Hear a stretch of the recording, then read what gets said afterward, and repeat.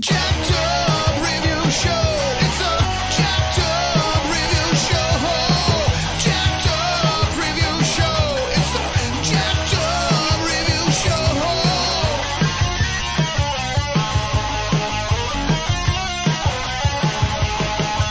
Join us as we cover many an insane movie and numerous cult TV phenomenons. Are you ready to get jacked up? Are you with us? Then listen on. Listener discretion is advised. It's a jacked up review show. It's a jacked up review show.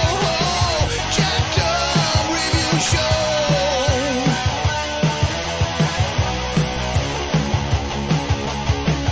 It's a jacked up review show. It's a jacked up review show. Jacked up review show.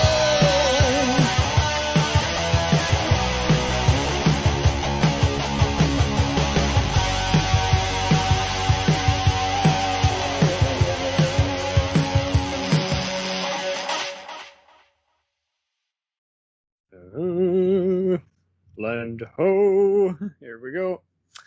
And back with another exclusive episode. I have Will Johnson, formerly of the Downbelow, a Babylon 5 podcast. Here we're doing just that, just discussing 5 seasons of just the entire series, a spin-off show, and then the individual movies that followed. And fortunately, I'll have the trailers to introduce each one for those just now getting into this franchise. Awesome. How Johnson? I'm doing well. It's been a crazy year, as you are well aware of. But then Man. we had some forest fires in this area that made it even crazier for a week or so. But things are getting back to normal, which is COVID normal, which is still Whatever kind of- that is, yeah. Yeah. But things are great. It's insane, but I think we're going to finally get to where, you know, those who haven't been practicing a safer retrospect, you know, they're going to start taking it more serious, and others who never have, you know, what can you do? So, with further ado, one thing that does appeal to us is just talking about shows that, you know, for this podcast that really are always revisited, have always been discussed or mentioned. There's always been a fan base for it. It's just so unreal. And one of those does happen to be Babylon 5, which, you know, made so many people better known. So many recreated a bunch of alternatives to the sci-fi fan base. It was so unreal to think that with this and Stargate, they proved that, you know, and there didn't have to be another franchise, you know, like Star Wars or Star Trek. You could have ones that took the best bits from them while being their own worlds. And it was just so unheard of. And with this one in particular, it's been interesting how so many careers are launched from it. So many themes are kind of repeated loosely. And for better or worse, many who talk about this have just always been able to find an audience for it. I don't know if it's still on Amazon Prime. I think you have to pay for it now, but it was free about last year. And It was free on another station as well. I can't remember the name of it. Comet. Comet TV. It's either Yeah. Comet or Pluto, and it's just free cable. It's one of those free cable apps, and it just plays various TV shows daily. And that's hard because it's live TV. It's like, well, you're not going to be able to necessarily kind of record it. No, okay. Nah. But probably, I guess right now, Vudu has been getting some. The Walmart streaming app has been getting some good discussion because basically they got some of the older archived like network versions of certain shows, and they kind of just, even though it's full screen, sometimes it cuts to widescreen reportedly, according to a few Reddit posts. But I've been meaning to get that since I own Crusade on Prime, and I would like to get a better version of the show. I'll always try and buy the DVDs used when I see them on occasion and introduce them to people. But it'd be cool to, just show it on Vudu the way it's meant to be seen, as good as we're going to get for now. Yeah, So it would make so much sense for it to be on HBO Max since Warner Brothers owns that. But I know that's a wonderful idea. I never thought of that, but that's so true. Is like this is the studio that knows there's a fan base, but they're not interested in working on it, and the creator, he doesn't have enough money, to buy it back from him. Why would you? It just would be so much harder. Yeah. Especially if you got a bigger studio talking smack about you and saying, "Oh, he took our property away from us," and he's so, I can't blame him for being cynical. Yet at the same time, I think because he hasn't been playing the network game for so long, I think he's just fed up because they screwed him over so many times, not only with this and Crusade, but also with the show Sense8 for Netflix. And so, just long story short, guys, J. Michael Straczynski was a comic book writer. He later became known for the Like It or Hate It Spider-Man comics and, Superman comics. But he was previously known for Captain Planet, not Captain Planet. What's it called? Oh, the Real Ghostbusters. Real Ghostbusters and I want to say She-Ra. He did write for He-Man and She-Ra type stuff. What's it called? I'm just going through it. He freelanced for the Twilight Zone briefly, and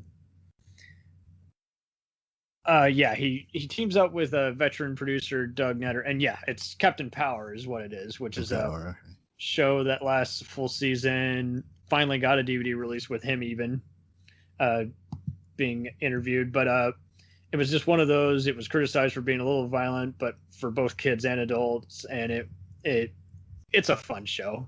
You could easily get into it nowadays if you wanted something else, kind of like Space 1999 or Star Trek or even Power Rangers. And he works with Showtime on Jeremiah. He then gets back into the writing screenplays, like World War Z, Ninja Assassin, and Thor in the 2011 movie, and Changeling for Eastwood. And he talks about how because he'd been doing so much TV, everyone's like, where did this cool writer come from?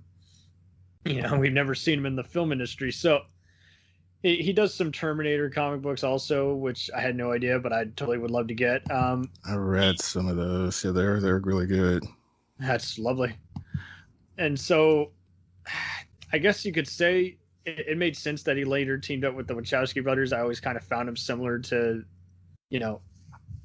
creating all these Fifth Element type, universes. He's pretty much done it all. He's done so many books, movies, and comics, and even plays. So, I mean, for him to have this big a career, as well as, writing even comics that are tie-ins to other movies and shows, he's just been a go-to dude, just all the time. Just if you want to even just go to his Wikipedia page, you'll just see countless. It's like, wow, he did that. Oh my God. And I think why he appeals is he somehow, he even if he gets self-indulgent, he does it in a way where it's kind of easy to see why he's a fan of, The West Wing with Aaron Sorkin. He has kind of that, just the whole dialogue is everything, character is everything, develop everybody, have the words. He's even been his own personal critic saying, yeah, I got too wordy with that episode and everything, but you can't kind of blame him too badly, because I mean, he really does care about just having everybody stand out and not just rely on just the actors to create everything like most shows kind of do. And I mean, it kind of helped that, after Captain Power, he wrote for, he freelanced for Jake and the Fat Man, and then, yeah, there you go. And even after B5, he was always part of the Murder, She Wrote franchise. He would write, various episodes early on, and then years later just wrote a few of the movies. And so I think that just really helped him stay relevant. He was just always just picking everybody's brains. He was good at just being in the door.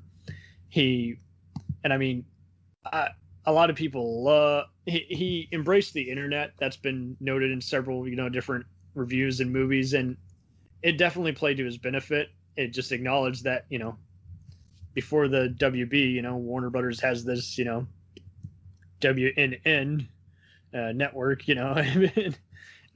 they moved this franchise later to TNT, and and do a few other TV movies, and one movie that airs on Sci-Fi, and later a direct-to-video movie that kind of closes it all out. But I mean, for a franchise like this, I do have to say this was something. My uncle used to watch it. He was in a crappy married life at this point. I'm not going to bore you with the details, but he would always watch the show when he could, and then he wasn't able to when it moved to TNT, and he didn't have cable. So it was interesting how he stayed up with it all these years. I got into this in college, probably circa 2012. I just always knew about it. I'd see parts of it on Sci-Fi Channel re-airing, but I just who has the time? I was already in the morning, worn out from watching hysterical cartoons and even Mystery Science Theater, which in a way I totally recommend to fans of that show, because this show is very zany, very nutty at first. How did you get into it? Well, I was very much a Star Trek fan, but I don't really remember how I became aware of it, but I guess I heard about it, and I just decided just to sit down and give it a shot. And it came on Saturday nights where I lived, so I used to watch like Saturday Night Live religiously, but I just decided to watch this show. It was when I was in high school. Nice. So I decided to watch it, and then I just kept watching it. And later I went and figured out at which point I started watching, and this would have been somewhere around the end of season 3. Really? To just pick it up in the middle of it, because back then we didn't have everything on DVD or streaming to catch up on it. You don't set the video recording, it's done. And Krasinski and other people even would note how, I think it's even Claudia and Jerry Doyle, the actors here, mentioned how it got very ridiculous after a while, how it would sometimes be overridden by a local, sports game. And so people wouldn't watch the follow-up episode on the day. Yeah. And so it's easy to lose viewership. It's kind of wild how it kept finding an audience on DVD around early 2000s. The VHSs, I think they did just about all the episodes up until like 98. So I don't think you can find any of season 5 on VHS. Yeah, I kept watching when I went to college. I made it because my freshman year in college, it was January, my freshman year, was when it moved to TNT, and 5 nights a week they would play the old episodes. It started at season 1 and went all the way through. So I would make it a point to be home from wherever for dinner at time to watch the episode or record it, because I did have a VCR. But so that's how I got caught up on the first 4 seasons, or the parts I hadn't seen. And I don't think when I first started watching I knew anything about, I guess we'll get into it, I didn't know anything about Sheridan until they started airing reruns on TNT. It's like, oh, there was someone else before. Not Sheridan, Sinclair. Sinclair, no, but that's fine. No, that's true.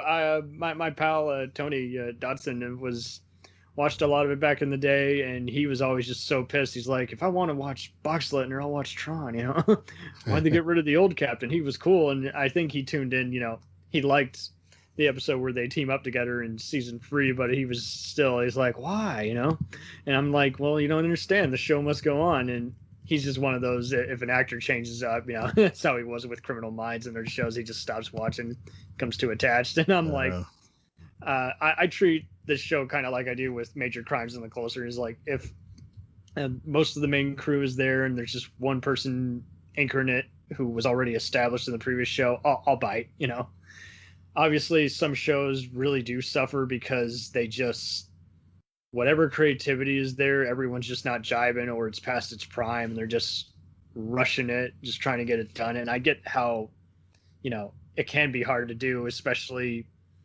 when everyone else is just, working overnight, getting only 3 hours of sleep. I get it, but at the same time, it's just a little annoying. So I guess launching into season 1, I really did do justice and watch the whole thing. You know, the last about 2 years ago, I just had always seen parts of it here and there and seen people talk to it to death. But season 1 is definitely very slow, very mysterious. I have the whole descriptions in front of me. And Very episodic. right. Taking its time, but always having something unusual every minute. I actually do have friends who never gave this the time of day because they did not like the graphics, and this is without even realizing, you know, how it was converted later on. You know, they lost, you know, the video files, so they weren't able to remaster it properly. But I mean, well, with this one, it's definitely, I wouldn't say it's make it or break it. I know a lot of people who swear this is the best one, and others who hate it. So I'll just say it pretty much just introduces the whole conflict. There was already a TV pilot called The Gathering, and we'll play a clip here. That one I actually watched after watching the first few initial episodes, and I kind of enjoyed it. And it's kind of a fun kind of music video, but if you want anything deep, you're not going to get it. It is very, I guess you could say, an incomplete TV movie of the week. A lot of people complain about Tamlin Tomita of Karate Kid 2 fame kind of being a questionable character, and she ends up kind of ironically kind of being mentioned in spin-off material as one of the ones who was mentioned to be a traitor on the station. So Yeah. it kind of makes sense for her departure. But Then they replaced the doctor as well. I know. So I would love to see, they mention him later on in the series, but yeah, it'd be nice to see more of him. But we got Dr. Franklin too. Dr. Franklin, yeah. So we got Sinclair, played by Michael O'Hare, was a character actor and later had schizophrenia and had to leave after season 1. But he has the authoritative voice, and you have Ivanova, who's, you know, part Russian, part Jewish, executive officer, and then you have the security chief, Garibaldi, played by Jerry Doyle. And yes, he is bald. He's joked about as being the Bruce Willis of the show. You have Dr. Franklin, like you say, who is medical examiner and very intelligent, can be arrogant or very comforting depending on who he's talking to. And that's where it kind of becomes, you know, the show was pitched as Hill Street Blues. At times it does even kind of feel like the better moments of earlier St. Elsewhere and ER. I definitely am fascinated by him in kind of a Geordi on Star Trek kind of way, where he's just very fascinated by everything and very down to earth, you know? Yeah. We had a running joke on our podcast about Dr. Yes. Franklin. He just, you know, maybe some inappropriate closeness to some of his patients. I'll just put it that way. Oh yeah, absolutely. Especially where he meets what's her name, Mary Ann Johnson from In the Heat of the Night, in that one episode is like, whoa, okay, whoa. And I think she lasts like 2 episodes and then is gone. And I'm like, doctors can't have romance, I guess. But I don't know. I think I'd be interested to know about that, because I know later on there are characters who are introduced and I totally just space out of them. I just forget them as soon as they enter, because, you know, it was the network interfering and the creator had to slowly make them descend to the background or kill them off, because he's like, you're not messing with my vision, buddy. Yeah. So this is kind of more, this is better than the Star Wars movies at Outer Space Politics. You got Londo, who's basically a Napoleonic race of Centauri aliens. He's played by Peter Jurasik, who was the snitch on Hill Street Blues. And then you got Ambassador Jakar of the Narn race, and he's played by Andreas Katsulas, who was filming this the same year as he was the one-armed man villain in the movie version of The Fugitive. So yeah, these are all actors who've been around for years. They're definitely remembered for them more.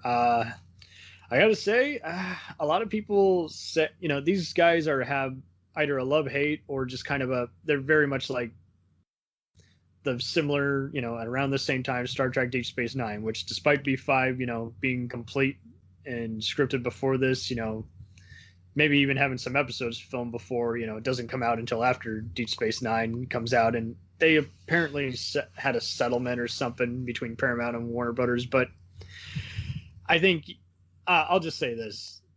I think you can enjoy all of Star Trek and B5, but I definitely feel like B5, for whatever reason, despite its budget and some occasional hammy acting, I think you're definitely going to get into this more just because of how it's kind of brings a lot of humanity to its weirdness, and just having this kind of just sneak attacks, just some turmoil in the kingdom, so to speak, just some people just up to mischief on the station, just kind of has a lot of fun. There's a lot of policing. Don't get me wrong, they're not Nazi cops, thank God. Yeah. Oh God, if anybody had said anything inappropriate, this show would have just dated poorly beyond belief. But the security guys are always kind of thrown off by detail. It in many ways it is kind of like the Star Wars cantina if you had to police it on a station in space. And I'll pass it over to you. What was your general takeaway on it? Did it it hooked me instantly, but I could see where it still had a ways to go. But how did you react when you were watching it and have seen it over the years? General take on it? I think I always thought of season 1 as being the weakest, but when I started rewatching it for the podcast, I think we all really very much appreciated season 1, and we kind of really came to like Jeffrey Sinclair, even though there's so much criticism because of his performance and his kind of voice, and but that was kind of weird because it's like he has the body posture, but he doesn't really do anything with it. He just kind of relies on the voice, and he was blasted by critics when this came out, apparently, but according to a few different articles, and yet he kind of resonated with a lot of TV fans, and it's like, wow, okay, I've never seen such conflicting accounts. Yeah, but there's some stinker episodes in season 1, but there are also some really good ones in it. The ones that basically are starting to set up the story arc, which for the time, yeah, B5 was so influential on TV. Even JMS, Jim Michael Straczynski, says that people have told him, privately that we kind of based our story arc structure on Babylon 5, like Damon Lindelof and Ron Moore. Yeah. And that is so complimentary because, you looking at this now, you totally see, he was supposed to do Star Trek Enterprise, but they totally stole his blue, NASA type outfits, Starship Troopers, even though that's a satire, to be fair, the book already had similarities, but then you have Space Above and Beyond, which is a short-lived cult show, totally we're seeing for every generation, and then the new Battlestar Galactica, and yes, obviously Stargate, and maybe even parts of Dark Matter, just with the mystery and intrigue, how one moment there's a alien or Blade Runner type moment, and then it often finishes off. I mean, especially here in season 1, there's like one episode where you're totally reminded of aliens, and then there's even a predator type creature in one. It's like, jeez. I'm totally with you there. There are some episodes where you'll watch them and it's like, I like the beginning. It kind of had some lame one-liners at the end. That mystery was episode. Oh, is that the one? Yeah, it all topples all over him. I'm like, did that really need to be in there? Because it literally didn't look like it went with the entire set at all. And I did at once have a big TV fanboy friend of mine just say, whoever designed this should have been thrown in front of a firing squad. I'm like, ouch. He was not digging the set design. But to be fair, I think that's why it did so well. Just finishing up on time. You had actors who were motivated. They all went home at 6 p.m. Got to spend time with their family, so no divorces. Well, for most of them. And they had someone who had worked in the theater art scene, so he was good at just making a lot of stuff out of nothing over a limited time frame. That the average episode would often cost 600,000. I'm like, wow, that. How do you do that? Because I mean, the average Star Trek episode was 2 million, so they really were just embracing their low budget side. I have to say, the cinematographers, though, especially John C. Flynn, who later directs a bunch of episodes, and had worked on every Stephen Bochco show, like L.A. Law, Hill Street Blues, and NYPD Blue. I do have to commend him for really just using a lot of experimental type shots, tracking shots, even handheld and shoulder mounted, steady cam. And it's around the same time where it's being embraced on stuff like Homicide, Life on the Street, and Law and Order. And kudos to him. I really did make a difference, and I think that's why it's held up so long. It's not so staticky like a sitcom, Yeah. But I think, like you say, it really does get going like in the later half, although it does take a bunch to realize, like even 3 episodes in the following seasons, like, whoa, wait, so the main guy is not returning. Okay. It's like, what did they mean by he ran away? Oh, he went into hiding. Got it. Like you say, it is pretty self-indulgent of itself. There's enough interesting and kind of what the fuck kind of stuff that gets your attention. But I think it survived so long because some people eventually got an idea that, it's leading somewhere. It's just so weird. I like the sexy looking cast, so I'll give it a go. But like you say, it doesn't draw you right away to where you're like, And yeah, my sister instantly bailed on this when I was introducing this to her, and my mother was kind of not into it at first. She just found the makeup and other stuff bizarre, and personally I kind of like the makeup, but I can understand why some who are a little more nitpicky and want everything to be kind of like Stan Winston or Rick Bader or Hellraiser level, and they're gonna not dig some of the stuff. I think it helps that they have loads of various TV actors guesting on here, but even especially Star Trek guys, like one of Khan's right-hand man from Wrath of Khan is in one episode, but then you got once again himself, Walter Koenig, who played Chekhov on the original track, as Bester. Yeah. And I think the Psy Corps is interesting because you instantly know that there's a bunch of corruption, and this is basically a Nazi empire that, America's a whole different thing. It's, I guess, didn't they mention there was a Third World War at one point, or am I getting that mixed up with something else? I don't remember a Third World War. I know there was one in Star Trek. Oh, okay, yeah, that's what I'm thinking of. But it's kind of similar, where it's a fascist, paramilitary government, and both my mother and I really do kind of dig Koenig's role here as Bester here, because it's a total stretch from Chekhov. Chekhov, I don't know. I know some people dug him. Girls thought he was cute. Guys kind of liked how he got to pilot the ship and fire the weapons. I don't know. I thought he did okay in the movies, but on the show, I'd always be like, just let Sulu handle it, dude. You're just stretching your R's and you're Russian, hitting a home to us that you're Russian.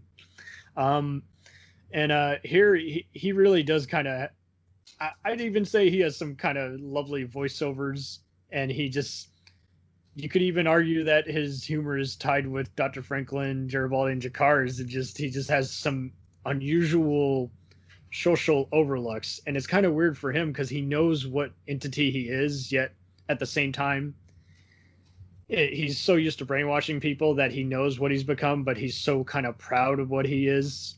And, he's so used to using fear tactics because that's kind of how he's survived as long as he's done it. So, yeah, I really enjoyed all the Psy Corps stuff. I just found out like 2 days ago that a new friend of mine is a Babylon 5 fan, and I found out because he was trashing the Psy Corps. He was saying that was the worst part of Babylon 5. I was like, no, it's not.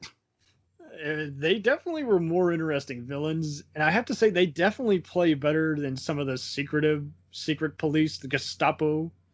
I know they were introduced on Deep Space Nine, but when you see them on Voyager, it's like, just be your own show. Yeah. And it's like, with this, you definitely, like you say, you know it's going somewhere, and you're kind of fearing them a bit. Not like, but it's like, oh, this cannot be good. They're sent by the president. They answer to him. No wonder every other show had to be like this or the X-Files. Everyone often goes when, it's a conspiracy show. Oh, yeah, it's Twin Peaks or X-Files. I'm like, yeah, well, I'm getting more of a B5 reference, especially if it's a 5-season run, like Person of Interest. I'm like, yeah, I'm going to totally tip my hat to them because, B5 definitely makes a lot of serialized TV cool. It definitely, for whatever reason, the Warner executives, I think it was Nutter who was keeping him at bay, the producer, and Straczynski was just running wild, and he pretty much finds out right on, is like, okay, you director, you're producer, and you guys, you're going to guest direct, and after this episode, you're done. You totally don't get it. You were able to get it done on time, but you just don't get it. I do recall some people saying Adam Nimoy wasn't well liked. I could understand that because I know he only directed like 2 to 3 episodes. I didn't hear that. But see, that's just it. It was in one of those like Q&A groups, and they couldn't remember where they heard it. I'm like, it's a rumor, so you kind of couldn't back up the rumor. It helps that a lot of the actors who were being unpleasant, that they had a no bullying policy, and this comes from one of the DVDs you get from the official site.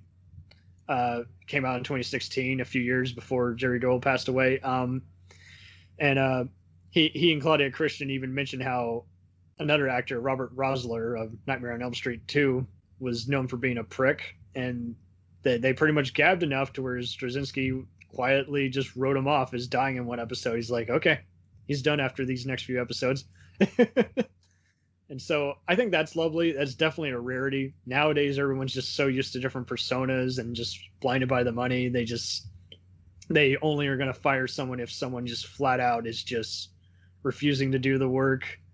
And it's just so annoying how it's still a thing. I'm like, no, you got to be civilized. And I know a lot of people are used to it because, it's long hours. Everyone's restless, just wanting to get it done. And actors are known to be weird or difficult.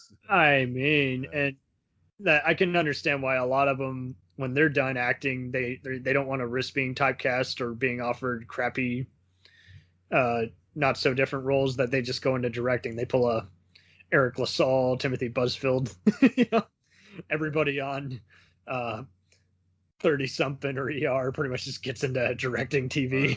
A lot of the Star Trek actors are directing now. Oh yeah, Jonathan Frakes, but yeah, even so many other ones like Robert Duncan McNeil had a big career on Chuck, and then you have Roxanne Dawson, who played Torres on Voyager. She directed all various shows like Crossing Jordan, The Closer, and it's just awesome seeing. Yeah, and it's just awesome seeing these people is like they really do know how to get everything done on time. They've been studying with all the people. They've been had a good word put in for them. And yeah, Frakes, he was having to remember doing so good at it. He had to remember to teach himself how to act again when he did the new Picard show. And Dawson, she mentioned how she was absolutely sick the first day, and she was like, this is make it or break it. I'm not going to let on that I'm feeling very sick today. I'm like, man, you go, girl. I can't. Who can do that? Makes me think of Stephen First. He did some directing on Babylon 5, right? And then yes. Producing later on in his life. Yeah. Yeah, he did so many goofy kids movies and Sci-Fi Channel stuff under different names. He didn't take it seriously, but he was having lots of fun. And on the Crusade DVD, he at one point even jokes. He's like, "Yeah, we got to film it just like those, how they do it on NYPD Blue. They just do all those circulating around. It's all fun." And it definitely, I will say, his episodes definitely feel like he's just kind of letting the style do the talking. He's just so distracted and having too much fun doing it. By that point, you're kind of not as aware of it because, you're just paying attention to the big plot line. I do have to say, season 1, like you say, if you watch it at first, it's just kind of be a mixed bag. But if you have one of those new episode guidebooks, including a few very recent and very well worded ones, you definitely get a better feel for it. You're definitely going to need a bit of an assistance. So if you're going to get into this, definitely make sure that you are a hardcore fan of Star Wars or Trek. I'll definitely say, in a way, if you can't even get into Star Trek, which, curses, how dare you, but there's plenty of that who are that way. If you can't get into stuff like that, I think you could still get into B5. Because, I mean, more or less, I mean, it kind of does have enough intrigue. There's always kind of a shit hitting the fan on the station, and it always ends with a full-scale battle each season. And so it definitely has similar intrigue to Star Wars. It just uses all the Star Trek type verbiage and technology, computer activate, shit like that. But I love how in season 1 they just slowly start to introduce the I don't know how much we want to say. Slowly introduce the villains for a lot. Yeah, I was surprised how they let out the cat out of the bag that quickly. Because, I mean, what show does that nowadays? Usually you don't get it until like the cliffhanger for season 2, or nowadays a lot of shows do it, but between 2020 and 93, it was still kind of a rarity to see it all just laid out on the table. So it's definitely a rarity. I definitely didn't see it coming. I knew there was a lot of political intrigue and supposedly crooked White House equivalent officials, but it was like, damn, okay, there's a giant ass explosion, who caused it? So now it's kind of going into Rashomon-ville, who could have done it. I will say, curses, I've forgotten to introduce Delin, who is a human-looking alien of the Minbari race. They are counter to the Centauri and the Narns, and they pretty much make up this whole coalition, just different aliens all talking to each other, while the humans are basically becoming not the judge or jury, but just kind of just the final, helping rule out a verdict and hopefully resolve it. They don't always resolve it, because that would just be boring if they did. But what was your take on her? Who could have seen that she was going to start having a thing for Sheridan? Yeah, well, when I first started watching the show, I guess it was already kind of back, but I really did love Lynn, even though they kind of poke fun at her on the podcast, but she's one of the best characters on the show. And then It's an LGBT show before it was a thing. then a few years later, she shows up on Lost, and I'm like, hey, I know who that is. That's Lynn from Babylon 5. Oh, she was so gorgeous without the makeup in earlier years. But yeah, when they finally give her hair and everything, just the crown, I'm like, okay, I can dig it. And so yeah, enter season 2. Sheridan's gone missing. There's a new captain assigned. It's Sheridan, played by Bruce Boxleitner, in his first big TV gig since How the West Was Won TV show in the 70s. So, man. Who could have seen it? Some people kind of have a love-hate relationship. Some people like him but feel like he kind of loves the sound of his own voice, and other people kind of, I don't know, for whatever reason, despite him being a guy who kind of is very hearty and not necessarily always funny, he is kind of a badass, if that makes sense, but kind of a natural kind of leading man. So I guess that's kind of the draw of the show. They were able to just really just draw you in. It's like, okay, he's not just the new guy. He is just a similar no-nonsense guy. He does act kind of similar by principle, like by Sinclair, but at the same time, he's already breaking a bunch of rules. It's one of those, don't mention it, a few different episodes. I guess what really just draws one into it is how he understands about the alien race, the Shadows, which literally that's what they look like. And he's, keeping a bunch of guys. He's kind of being bad cop and letting Garibaldi and all the other guys be good cops. And we're also introduced to we get more of what's his name? Well, yeah, there's Kosh. It's a little detailed. What's his name? from Taxi. Oh, but Taxi. Actor who died so young from painkillers. Oh, good, Zach. Yeah. Yeah, Zach. We're introduced to Zach, who's another officer. It's Jeff Conaway, who plays Zach Allen, and he gets some comedic lines. He's kind of more just kind of a righteous, as opposed to, hardy har har, I'm an asshole, like Garibaldi.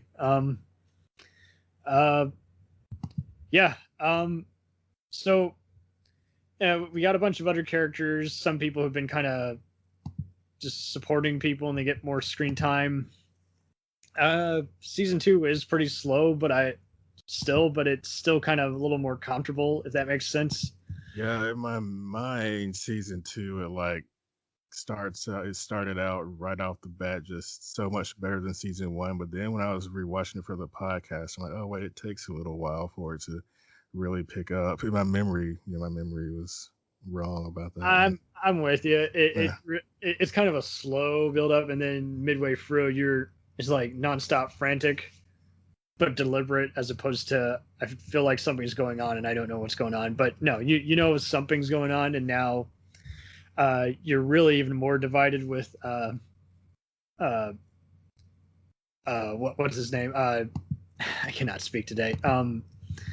Both Jakar and Londo, because now they are really backstabbing each other, and they've started to show different sides of them. Londo's kind of more a playboy, and even more so, and Jakar has shown a few different sides of him, saying, I'm not just a ruthless dude out to kill people. I actually am being attacked, and I'm doing this for my home world. So it's like, okay, I understand. You're not just, at first I thought he was a saboteur, or just gonna keep the conflict going on. Yeah, Jakar was kind of an ass. Well, he's kind of a jerk in season 1, but then season 2, you see a different side of him, and Londo shows all this character development as well. And season 2 is where you really start to see the conflict with the shadows pick up steam a lot more. There's so much going on. You see, what's her name? Talia Winters. Who played by we had a Thompson, who later leaves this for NYPD Blue, and I see some people hate her and other people, I don't know, her voice just always turned me on, and I'd watched 24 so many times the season she was on, and I just always... Yeah, I remember. She left NYPD Blue to go do headline news for a while. Oh, yeah. But every once in a while, I'll like flipping through the channels and she'll pop up in something that, like some TV show. But we had a running joke on our show, because I always, the way that she speaks, she kind of moves her mouth in a weird way. But then I like watch video of myself speaking, and I'm like, oh, I do the same thing, so I have no room to make fun of her. Yeah, it is kind of, at first I'm like, is she an alien in human form? Oh yeah, they're like the Betazoids in Star Trek. They're telepathic. Okay, so that's why they're going full blown weird. Yeah. And we got Lita Alexander back. She was in the pilot, but then disappeared. But she came back in season 2. Mm-hmm. And that's what's confusing about it at first. Like, whoa, oh, so they're acknowledging that. Oh, okay, gotcha. That's what's very unusual about it, is like, now it's kind of, you don't really see much of Bester as much, and at the same time you're seeing kind of where more TV shows have dared to go. If I had to give examples, probably NCIS, The Unit, or 24. They're kind of just going for the whole approach where everyone has to work together and just different conflicts. There's a mission each episode. But yeah, I definitely I can see why this is kind of the breaking point. Some people continue on, others don't bother. But I think it's a way more refreshing one. It's definitely more dramatic without being melodramatic. There's plenty of other episodes that don't really go anywhere. There's like maybe free portions that do, and the rest is just kind of a, it was going to be a victim to being outdated one way or the other anyway. Like someone being infected, seeing something that's not really there, that they had to have stuff like that because, people loved stuff like Twilight Zone and all the other what the fuck episodes of Star Trek, so they had it. And in a way, I think it gets away with it because Straczynski loves literature and books as a whole. How can he not when he came from an abusive childhood? And so he, in a way, it's not a homage or a ripoff. It's a love letter, if that makes sense. I definitely took a liking to what's his name, played by Jakar's bodyguard, who's a captured alien Narn, played by martial arts. Because at first he's introduced in a Running Man type thing. They're kidnapped by a bunch of aliens and forced to fight each other to the death on a ship. I'm like, whoa, okay. So there's definitely a lot of cyberpunk elements, like Blade Runner or Total Recall at times on this show. I mentioned Running Man. There's definitely a bunch of people who fight to the death or have collars on their head, Yeah. trying to free them. Yeah, there's definitely some slower moments. I don't really ever have a problem with the slow moments on shows like these for whatever reason, but I can see why some of them can be a drag for some.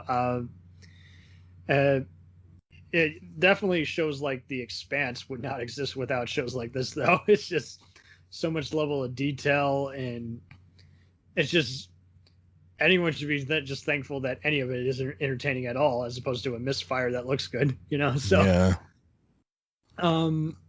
So as a whole,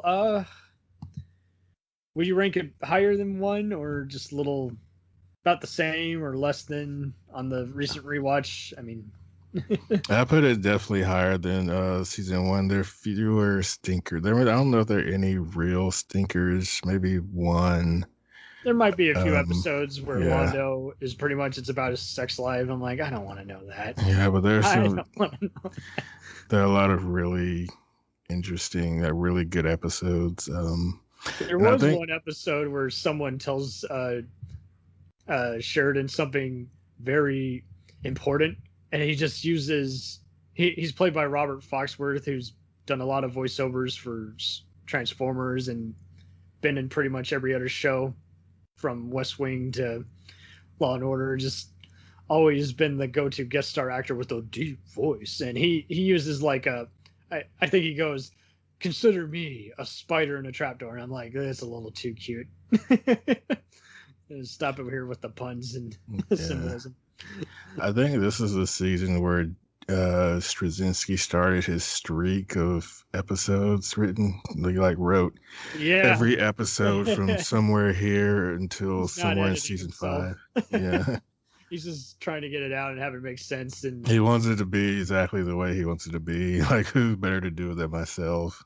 mm-hmm. Like, how do you write 20-something episodes a season? Oh man, and that I don't know how he did it. He must have had some serious great coffee working, because I mean, he is flat out just churning them in. He would literally be on set all day and then go home and write all night. I don't. How can you do that? So Yeah. he must have been taking some great naps, because most of us, that's like writing an essay for our final and then just dragging it out, trying to rewrite it multiple times before we just finally click the submit button.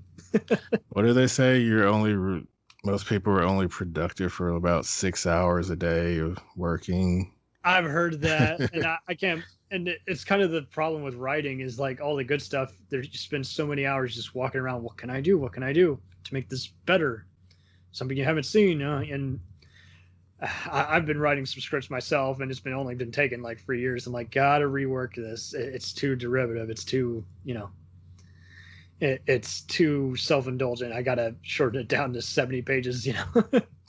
It's a 90-minute movie. Oh, the action. You have to stage that. You can't write it all out. That's too much for an actor to consume. So like you say, I do think this is improvement. I am kind of in the season 2 to 4 is kind of the best kind of camp, but I'm gonna have an unpopular opinion as we go on. Moving on to season 3. Season 3 just shows how you got a xenophobic Earth government, and after hearing more troubling news and Sheridan kind of realizing that the cake is a lie, he's kind of made everybody be kind of loyal to him, even more so, and he's really becoming closer to Delenn, the human-looking alien. He's creates a conspiracy of light, so to speak, just showing that, you know, there's some other foul play. Earth is playing games with them, and it's at war with the Mars colony. Yes, that's right. People live on Mars, and there's a colony there. And you know, so to speak, he basically just has a bunch of other stuff going on. He's just like, okay, these shadows, these things do exist. If you're this show, definitely by this time they are going to town in the whole prophecy. You know, it was originally conceived, the show, as a answer to Lord of the Rings, and this was years before the movie adaptations, but it definitely goes full blown the most here, because, you know, this is basically the third act. Actually, no, technically the in-between act. You know, the precursor to the initial battle. And yeah, he's just finding just so many just lies and distortions. And there's a few other episodes here too where it's like, you didn't need that. That didn't really go anywhere or expand the story, but it was entertaining, I guess, on its own merit. So yeah, at this point, Sheridan's like, I'm actually the president, and you know, the station is all divided. We have all these other bureaucrats coming on here, kind of taking it over for a day. I'm gonna kick them off the station and keep other stuff secret from the database. We see Vester, you know, Koenig's, you know, Psychor character return, and it's interesting how he they're coming up with different ways using Lita's technology to, you know, telepath technology to because she's a former, you know, ex-member of the Psychor, and to basically block the mind reading, the brain scanning activity. Yeah. And I think that's what's more interesting to it here. It really does make him way more likable, and Garibaldi is kind of becoming his own thing. He's really trying to, you know, get a love life instead of just, you know, be restricted and be the angry drunk at the bar after a entire day's work. What's your general thoughts on how the whole thing flows? I knew this was, you know, I think I enjoyed up until, well, season 2 through 4. I enjoyed each one more than the previous one. So yeah, just ramping it up, and everything's getting ramped up and getting like everything's getting serious now. If it wasn't before. I really enjoyed the episode with I really enjoyed seeing Majel Barrett on, I think this was the season she was in. Yeah. Who would have thought? I mean, apparently the rivalry was just between the fans. I guess, I don't know. I think the actors didn't really care much. There's like a thing coming up where two of the Deep Space Nine actors are going to be there, and the lady that plays Lita Alexander is going to be there, and it's being hosted by a group that does Babylon 5 stuff. And Patricia Tallman. Yeah. And yeah, but Tallman, just so filling everyone in the loop, she was better known for being in the Night of the Living Dead remake, as well as George Romero's Night Riders. And so she kind of already had the action horror fan base there. And she mentioned in her book, which you can find on the Memory Alpha Star Trek Wicca, she talks about how she met Adam Nimoy, you know, Leonard Nimoy's son, and how that and Mike Vijar, a lot of the crew of the Star Trek shows actually liked working on the B5 crews. They had no problem, and they loved it when they came over here. They're like, we love you on that show. Can you come on over here and guest on ours? So, like you say, I think it was just between the owners, the whole rivalry, and Straczynski being mad because, you know, they took a lot of his ideas and kind of claimed it as their own. That was the whole bad blood. But so often they have, Mike Vijar, a longtime TV director and editor, you know, going to both sets. But yeah, Tallman was especially loved. Nimoy, however, did not like her because he was just one of those old school guys. He thought everyone, whatever area they're in, they should stay in. I'm like, that's not fair. You know, she's both acting and a stunt person. So, but she doubled virtually every other Star Trek actress, and especially the DS9 gals, they loved her so much. They're like such a sweetheart, so funny. You know, we want her to get the residuals for doing the stunt work. So we're gonna. At first, they start trying to do most of their own stunts, and they're like, "Yeah, no, we want you. It's what you're here to pay. So we're gonna let you handle all the falling on her face, out of a chair every episode." But she fortunately, she played so many, guest star roles on Next Generation DS9, so it was all in good faith. I mean, and to see her on here doing a lot of the same stuff in between, stunt work for other blockbusters like California, which, if I'm not mistaken, when I last watched that, I think she plays one of the deputies who gets shot at by evil Brad Pitt. And she's credited for stunts for Speed, but I have no idea who she could have been, Oh. One of the people in the elevator at the beginning, I guess. It'd be ironic if she's the gal who goes, my shoe, it's missing. That would have been funny. Because that's a key. But yeah, she's doing all this shows and then occasionally appearing in stunt acting roles like the first Austin Powers. And so yeah, she gets a way ton more focus. You definitely understand her better. She doesn't feel like just, at first you don't really see her really as I think that's what's beautiful about it, is because Talia Winters just kind of just so disappeared and they took a while to introduce Lita. I think I never really saw her as a replacement. I know some did, and she basically was, but she just was so different to where it's like, okay, I can get behind her. Yeah, that's another groundbreaking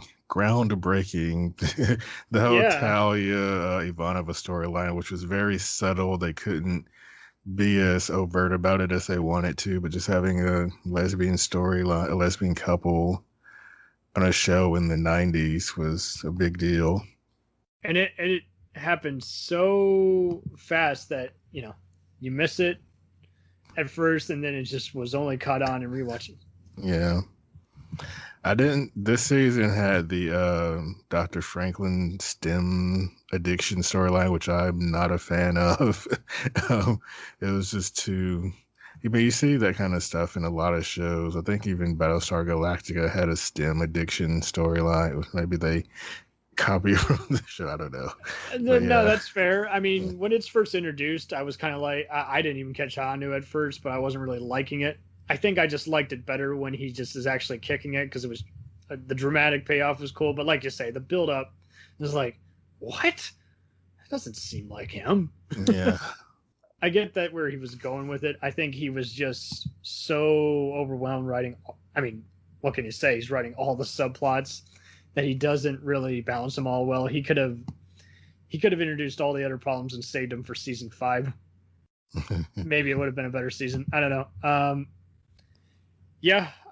I do still find him kind of thrilling though, because he's still doing a lot of his just save the people on the station. I don't know. That's how I like a doctor character, not a arrogant, control freak. And especially when he's kind of finding that some of the doctors are may or may not be, doing stuff the right way. And I think there's not a virus outbreak episode, but there is kind of a bunch of just kind of he does have to, in many ways, kind of make sure that Sheridan and Garibaldi, are separated from whatever entities have been taking him over. So he always becomes that go-to kind of guy. Yeah. There was an episode in season 1 that was very shocking. I remember watching that and like, oh, I can't believe. It's the third episode. Yeah, I can't believe that Ashley did that. Yeah. Even Star Trek didn't dare to get that dark, where basically he has to help a bunch of aliens. And because he used his science and they're of the prophetic religious, they must kill their child because it's been interfered with science. It's no longer deemed natural by their standards. And he's like, but I was trying to save the kid. It would have died had I not helped. And it's like, I basically signed its death warrant because, I should have just adopted it, but, who would have known?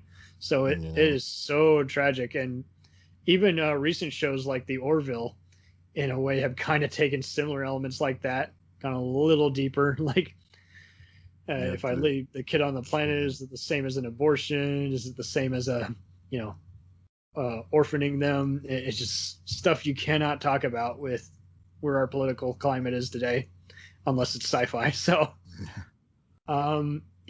Yeah, season 3 really does flow well for me, and just it's the first one to really use a huge cliffhanger, like a big giant two-parter.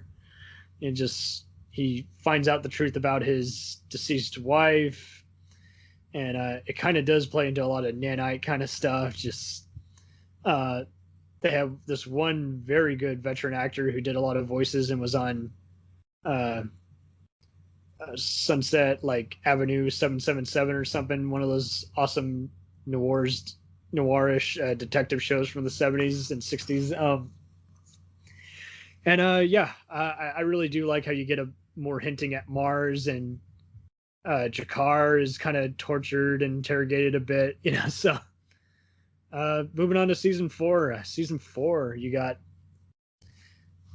season 4 has a, you know, just finally fleshing out all of the Mars stuff. You know, the crooked Earth government has been against it for so long, and by this time, you know, B5 is its own thing. They are separated. They occasionally have some guys come in and say, you know, read them basically a constitution saying you are violating this. Is, you know, we are going to make you a target. And he's of course having to keep all his other findings. Sheridan's having to keep all his other findings secret because he knows that eventually, in many ways, you know, they're going to deem him unfit. But that's why he had to separate it, because he's just like, you're gonna just try and take us down, deem us unfit. I don't need to have any more mutinies to deal with because I've already had to do some of that before. And Yeah. seeing how there's been so many other excellent battles, in many ways, even just awesome speeches. You know, each time they prance for battle, I'm telling you, it is epic. And Now, there's one by DeLynn that I still quote sometimes. really, Yeah, the God sent me quote. No, that's Ivanova. Sorry. That's what I meant to say. But DeLynn has some really good speeches on the show as well. yeah, she has some speeches, but like Jakar, I kid you not, I want to march into battle with him and go ape shit. Yeah. DeLynn's basically like, don't mess with me because I'm a badass. Like, you're making a mistake by even being here. And that's what's just so wild is just like he's in many ways it's so weird how it goes, because it's like he's uh it's like basically they're just amping it up. Is like everybody's got to speak for their own voice at this point because they're all in this together. We can't have just a bunch of different voices just all getting into mindless battles. And I mean, they are having to put in some serious thought into how the battles are animated and everything. And I do have to say, everyone will often just kind of gawk at some of the establishing shots, but when they actually go into the battles, I still think they are pretty epic, and it helps that they're intercut with all the, you know, tracking around the corridors. You really don't, they didn't want to ape all of Star Trek, so they don't have a lot of the, in fact, I can't even remember a single episode where they kind of go for more just Roger Corman, just kind of low budget, you know, Full Moon Entertainment, Puppet Master type shots where they got, you know, they start out with just darker lighting and grim music and intense close-up of an actor, and then just stretch it out to, you know, full tracking around for all the intense stuff. That's where they save it, and that's where it works well, you know. Yeah, we talked about the music on the show. Christopher Franke is awesome. Tangerine Dream. Yeah, he's definitely the most intense here in these scores. And I mean, he's definitely one of the few composers where it's like every single score he used is available on every soundtrack. I definitely dig a lot of the battle themes because they do it in a way where it doesn't feel over dramatic. And I got to say, the Minbari ships, how they're designed, are really cool. Yeah. Especially their bridges, how many people actually, oh, they're operating this all with their minds. Okay. And then later on, we see some of the other alien shit, like the first ones, the really ancient aliens. Some of those are pretty neat as well. Yeah, and they really went for it because it was like, we got to create our own mythology, and it was, fortunately, they created it all from the get-go, so they don't, you know, they don't wait for everyone to approve it. It's like, this is our world, you can take it or leave it. And more or less, the final battle, you know, in this instance, I think season 4 really appeals to me because it's this is where it definitely becomes parts of 3, maybe parts of 2 were kind of a spy show, but it's really a spy show by season 4. Is they're sending a bunch of people to do ground assaults of Mars, and Garibaldi's having to help them after finding out that, much like Sheridan, he was kidnapped and taken over at some point. And there's some other shocking stuff for Londo and Jakar as they go on. But Jakar is definitely kind of interesting because he's basically, this is before he has to basically write his whole Bible for his people, but he's having to do one last giant, run, just go around and try and resolve some other piece in some other areas and go on his own merry way. And it's interesting how he becomes kind of a minor mentor, as well as kind of a bodyguard to Lita. He's like, you can stay with me, I'll look over you, And so that's like, okay, that's cool. Didn't really see it. Yeah, it's really only in season 5 that it's more fleshed out. But yeah, at this point, you're seeing, you pretty much see as much of the station as you do of all the conflicts you care about. And Sheridan gets interrogated. It's very, this is before every other interrogation room seen in a show or a movie had to, be very gruesome. It's like, no, it's very intense and disturbing without, even showing anything. Yeah, and intersections in real time. Yeah, and it was kind of done in real time, or it was, presented in real time. Yeah. Very true. It's definitely like a 24 interrogation minus the shouting. Minus the big ticking clock. Ticking clock, or NCIS minus the Gibbs head slap and one of the comedic counterparts just saying something witty while still grilling them. The final battle is really good because it really does move the story forward. And I think so many shows nowadays, especially sci-fi shows, have fallen victim to, there's got to be just so much crazy shit going on. I got to get their attention and kind of just have a battle. And it's like, this knows how to do it without being repetitive. Is like every and they all surprise you. Like, you see everybody, the way it's all staged and edited together, you see them all get into position. They're all doing individual things, but you don't know what yet. And I would be probably pounded to death and beaten up if I didn't mention Marcus, who's basically Lancelot type space ranger. Yeah, he's a space ranger, and rangers in this universe, they work for, they're not part of the Psi Corps, but yeah, they do work for the Earth, and they kind of operate like mercs, like shoguns. They just operate by whatever turf and go on their own individual missions, but they're also unofficial spies. So I guess if you had to compare it, they're basically NSA operatives. They go out of their way, except they actually do go out in public and become kind of part of the general populace. But they, if they die, no one's going to be there for them. I mean, someone will honor them, but they pretty much, if you die, I'm sure there's been plenty of Rangers who didn't get a funeral.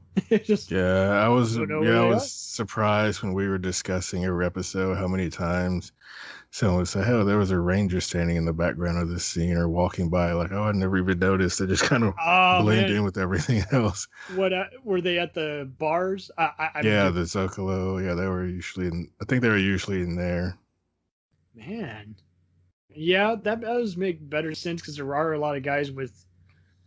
They pretty much go by a bunch of other aliens some of who later become like the Drac. I never would have added up. Oh, those are the same guys who were gonna later try nuking us with poison gas in the Call to Arms movie and Crusade. Okay, yeah, you definitely get a bunch of other aliens, and I think it's definitely more interesting because, for better or worse, you are just very heavily involved in just. You know where everything is, so a lot of stuff is more entertaining. But since, unlike most shows, instead of just prior knowledge, there's enough different standalone crimes intertwined with 2 other main storylines going each episode. And there's definitely, much like season 3, it definitely does have a lot of more just foul play by, different bigots, against other aliens here, and other just stuff that doesn't become even better known until the final season.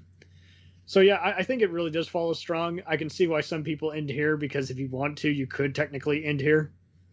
Yeah, I didn't notice it until the last rewatch. It really does move very quickly through storylines. Not last season of Game of Thrones fast, but still, Yeah, it's like goes just in pretty. case Yeah, they it didn't goes. want to risk it. I think they actually, yeah, just in case we don't come back. I don't think they knew for sure, but they kind of had a feeling they might get canceled, so they kind of. Even though it was a 5-year arc, like you say, it's just I wish so many people would do like this, especially the Sean Ryan of the Shield approach. Just each season is its own, 2-day movie. It's just you can binge watch it, even though a lot of people were marathoning before that was such a thing. But it's very possible to do it because it's so easy to get into, and it's all very well laid out. They were not making this up as they went along. It's great. Yeah.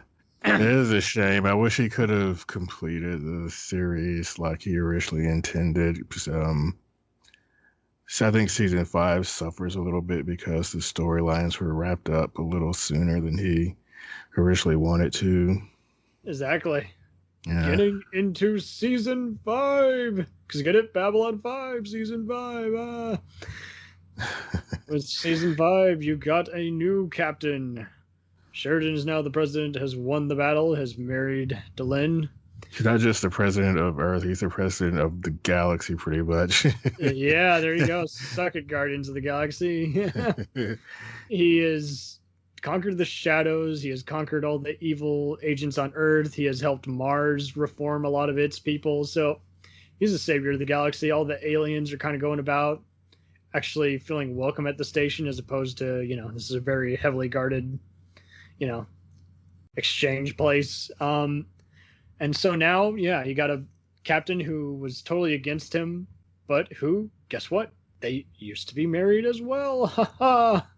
You don't really realize it until midway through the season, because, you just look at the body language in the room, is like, is there something else going on here? And they did pretty good at doing it, because you never would have thought they were X-Flames. You just thought it was more just, I've heard about you, sport. You're not on my side, technically, but since you appointed me, I'll take the job. So yeah, season 3 and 4 had so many other guest stars, especially people who went on to be bigger character actors or lead stars of TV, be all the various other members of the fleet. And to see her, she was a member of the fleet, top of her class, she draws the line between tomboy and stone cold bitch, kind of, in a way, but she does it in a way where it's like, who is this gal? And it's like, it's Tracy, Captain Lockley is played by Tracy Scoggins of Lewis and Clark, Highlander, and various other sci-fi adventure shows fames. She's guest starred on a bunch of other stuff, including a DS9 episode in heavy makeup, and been in the Full Moon Entertainment Demonic Toys movies. So she's B-movie if there's ever was one. She's still, I don't know how she stays so in shape. Oh, yes, I do. She did apparently a bunch of workout stuff and modeling back in the day. So she's a Texan, and being a fellow Texan, it's cool seeing her on this show.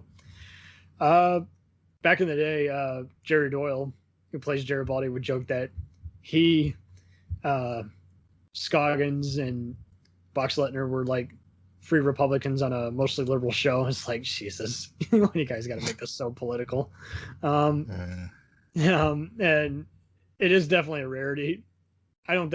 Fortunately, I don't think that isn't really the case as to why this show isn't as popular. It's just because the studio didn't really care for it as much as the audience did.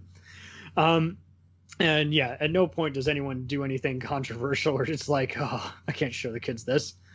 And season 5 is definitely like parts of 3 and 4 a little more mature, but I think the beauty of this show is it always was, PG, borderline PG-13 in certain episodes. Definitely more grimmer than Star Trek. If you were caught watching it, you weren't going to be in trouble, but it was occasionally is like, yeah, might want to wait till you're at least, above the age of 10, maybe 12, 13, or 14 to really watch this, because Yeah, there were some of the psychics, telepath scenes were a little out there, weren't they? a little out there, and there is some occasional blood when people get beat up or killed. Don't get me wrong, it's never to the point like a typical crime show is like, oh, I saw a body. But it is kind of like, for lack of a better comparison, kind of like shows around the same time, like The Pretender or Profiler, which coincidentally are both in the same universe, but not of this show, but those shows where they would show something sexy, but they'd cut away and just show them in bed the next day. And then same here, where it's like there's some violence, you see some blood. It's not graphic, but you still you don't really want kids watching all this semi plausible blood makeup on the person, even though it's just a bruise. It's just a little slightly intense, but not to the point where it's like, okay, this is just so mortally violent that I cannot show you this until you're 16. I'm glad I didn't watch this till I'm an adult, because there are some moments like I would be so embarrassed to. I wouldn't have been as. I would have just been too distracted by the intensity as opposed to getting all the story. There is a lot of just, and I think that's what's cool about it, is those who did have an open mind really got into it and got it, and others who kind of were just blinded by it really only got the whole story until years later. But this is definitely a show. So many politics and other imagery would have gone over my head. I would have just been more taken aback by how suspenseful it was. Yeah. Beautiful looking, but yeah. So interesting how a lot of the stuff in this show applies to current day politics. Yeah. And how sad that you have to do it in a sci-fi fantasy fashion in order to get people to pay attention to it. And I mean, there's plenty of nightmarish dream scenes in a way, and they fortunately do it enough in a way where it's like it's not spooky creepy, but it's like, okay, it's still kind of X-Files weird. What just happened? Oh, well, fortunately most of us are mature enough mind, we understand what's going on. Yeah, so season 5 is a full-blown order, and I can see why everyone kind of varies on this. For me, I find the later part of season 5 way more intriguing than the initial stages. The initial stages get way too comfortable, and that says a lot because it picks up right from season 4, and you have a pretty explosive, no pun intended, Garibaldi saving Sheridan from getting assassinated at his own wedding. That's how you start a season, baby. And just seeing how Londo and Jakar are both running from the mob of various people, at the wedding. Are like, we got to get out of here. This place is crazy. It's just the way they're running, and its stage is very both awesome and just very well shot.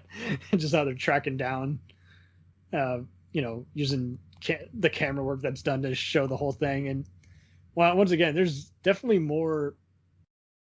I will say some of the makeup, I never have an issue with it, but some of it did seem kind of like last minute. Like some of the actors' faces didn't exactly fit the molds.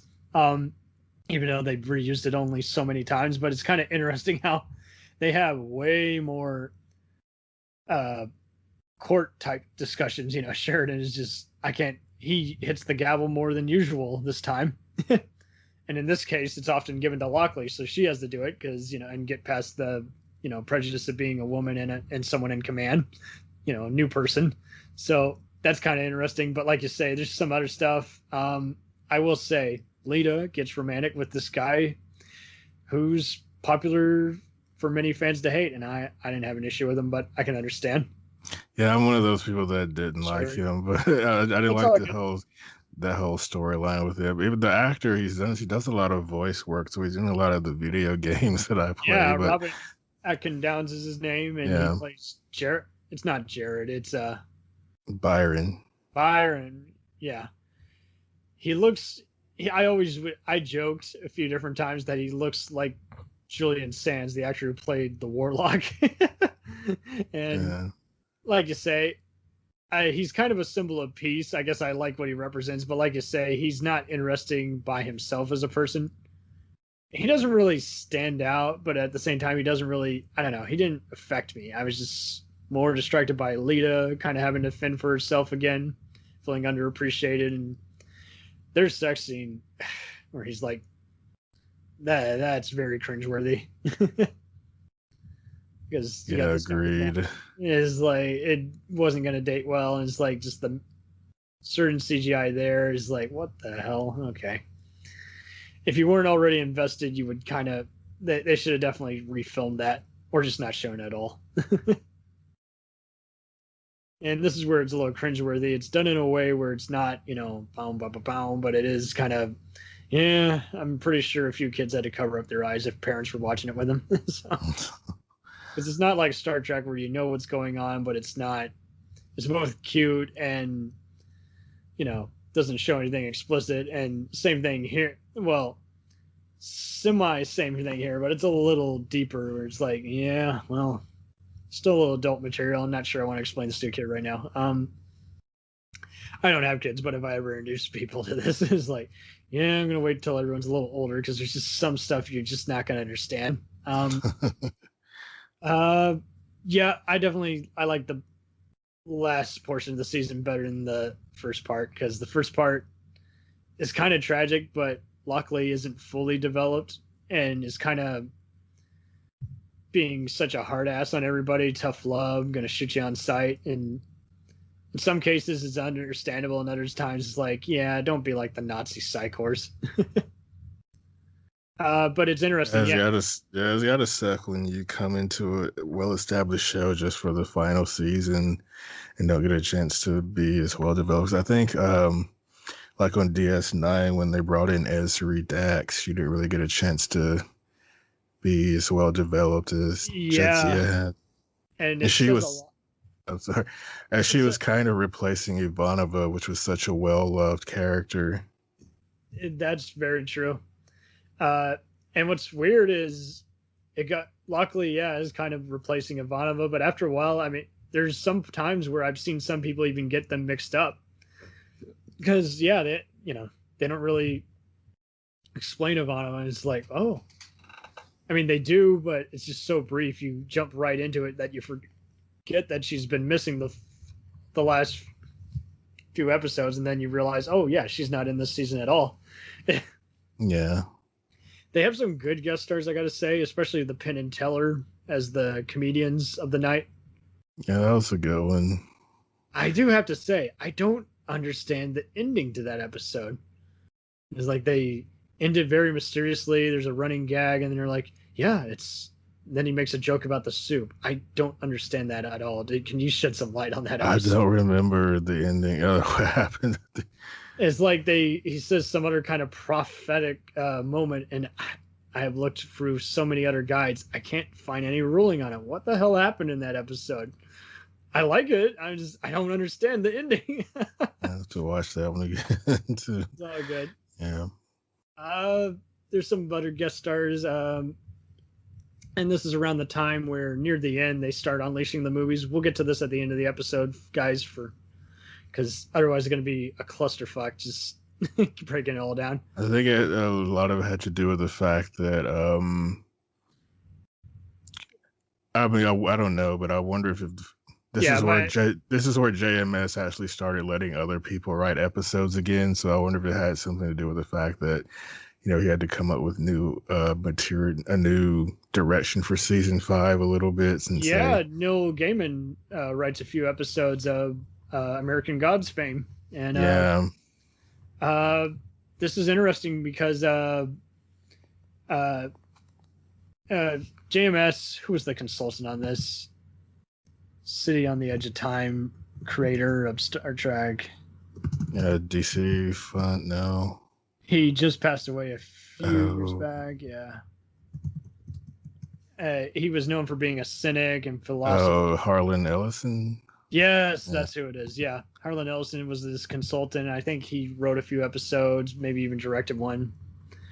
It's definitely interesting here because midway through season 4, I forgot to mention they did start, airing a bunch of episodes, and that's when it made the move to TNT. And with 5, it's interesting because it's like it's getting all settled down, and it's just laid back. It's just but at the same time, just kind of coasting a bit and then picking up on occasion and then really picking up on the very end. Because, this is all out. This is the end of the story. And yeah, so long story short, if it didn't have the uplifting moment, I would have just considered as lukewarm, laid back entertainment as opposed to anything germane. But like I say, I mean, I don't hate it as much as other people do. I kind of just, but I will say it does kind of go back to season 1 moments of just like, yeah, I think we're better than this, guys. We don't need to be spending this much time. Yeah, it's definitely one of.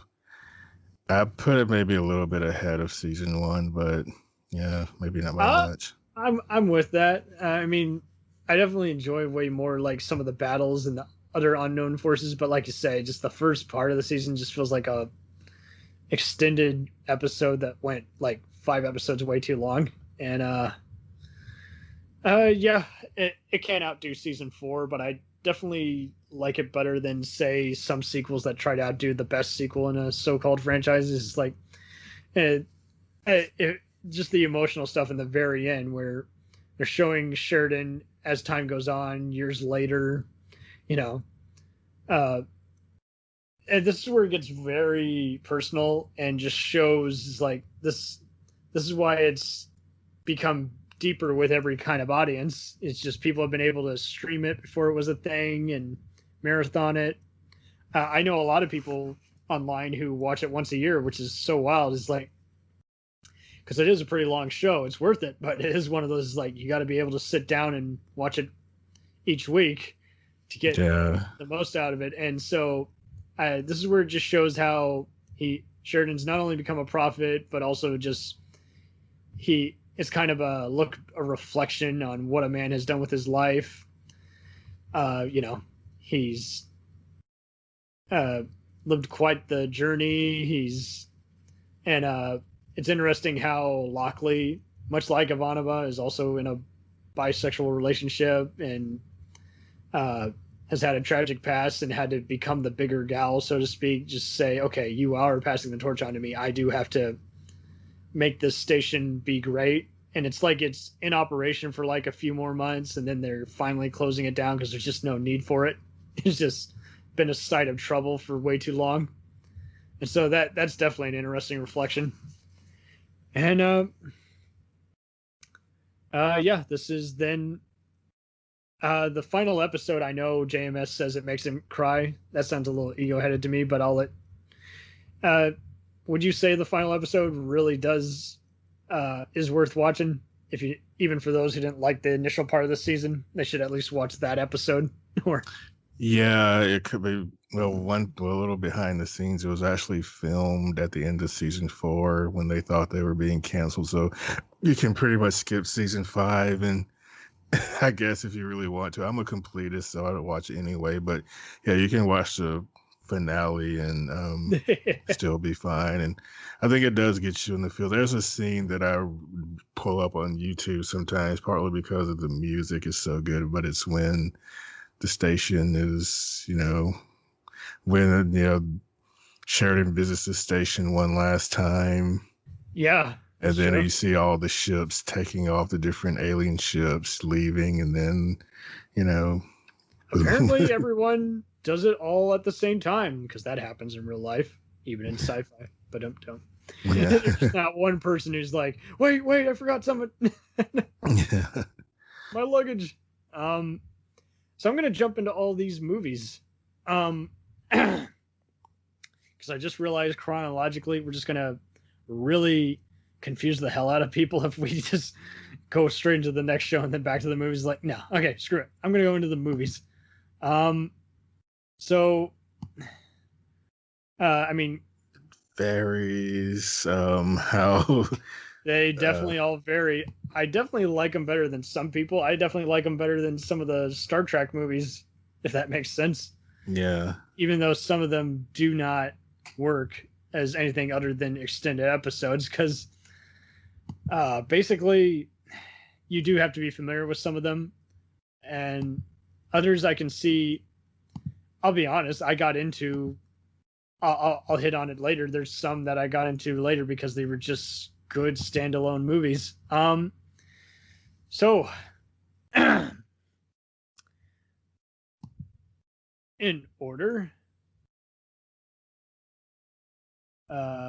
this is, let me see if I have it right. Do I have it right? There's just making sure I have the order right. In the beginning, and then there's third space, right? Yeah, in the beginning. And then her third space, and then Reverse Souls. I think I have the order right. I already talked about Gathering earlier, so.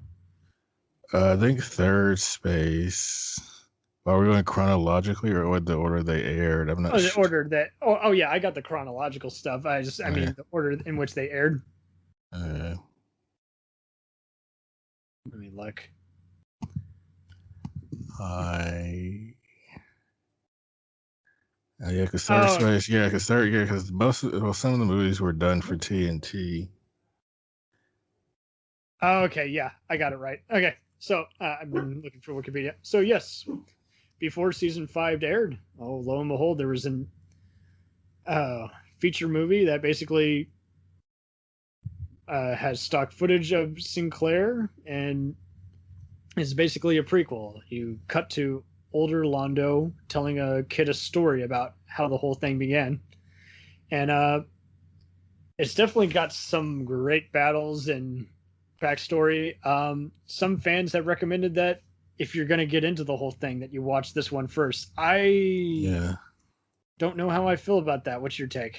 I am a fan of watching them in the order that they aired, so I would wait till season 5 to watch this. I mean, unless you gotta just introduce someone who just wants it all then and there, maybe. But I mean, you're still going to be asking some questions and saying, "I don't understand what that vision makes sense of." I did have to suspend a little belief that Dr. Franklin and Sheridan were on a away team mission together. Is like before they worked together. I'm like, yeah, okay, retconning.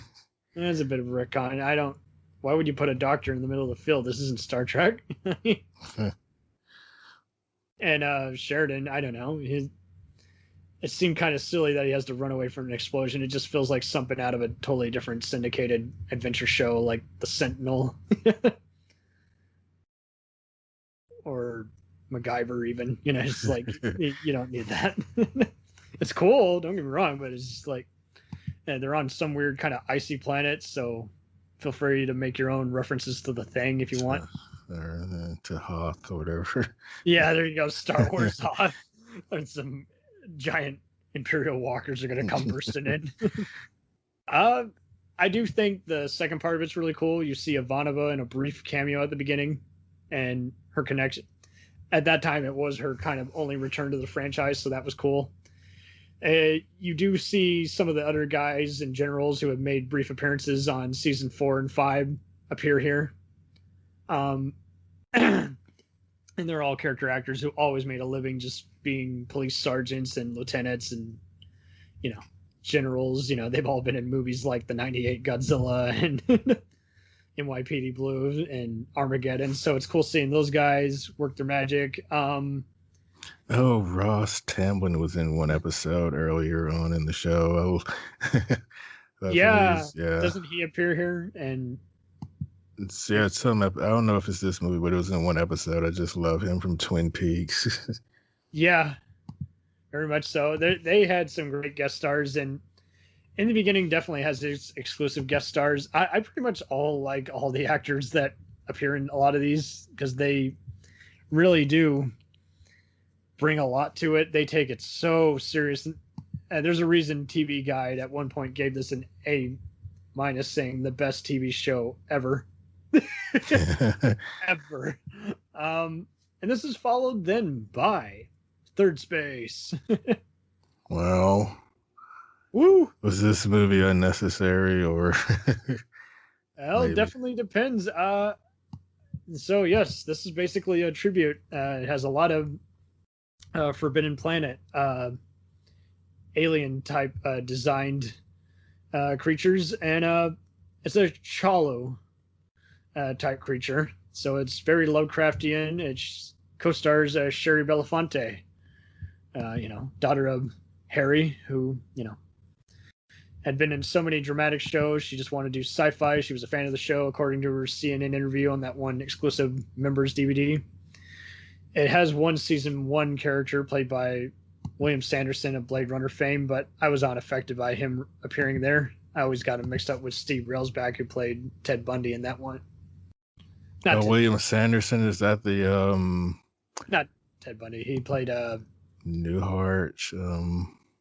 Was he on Newhart? Yes. Yeah. He's on Deadwood and True Blood. Deadwood as well, yeah. He's been around this time. He's in so many other B movies playing knockoff characters of his Blade Runner characters. Like, damn, dude, fire your agent. But yeah, so this kind of ties to the Shadow storyline. I can see why this wouldn't appeal to some people. I just felt like it was a fun kind of just standalone movie. And that's why it worked for me. I didn't have to know anything about it. Near the end, when the creature's using mind control, and the entire this is where it feels like, to me, like it's up there with the better Star Trek original series and Next Generation movies, because you got Zach having to and security guys having to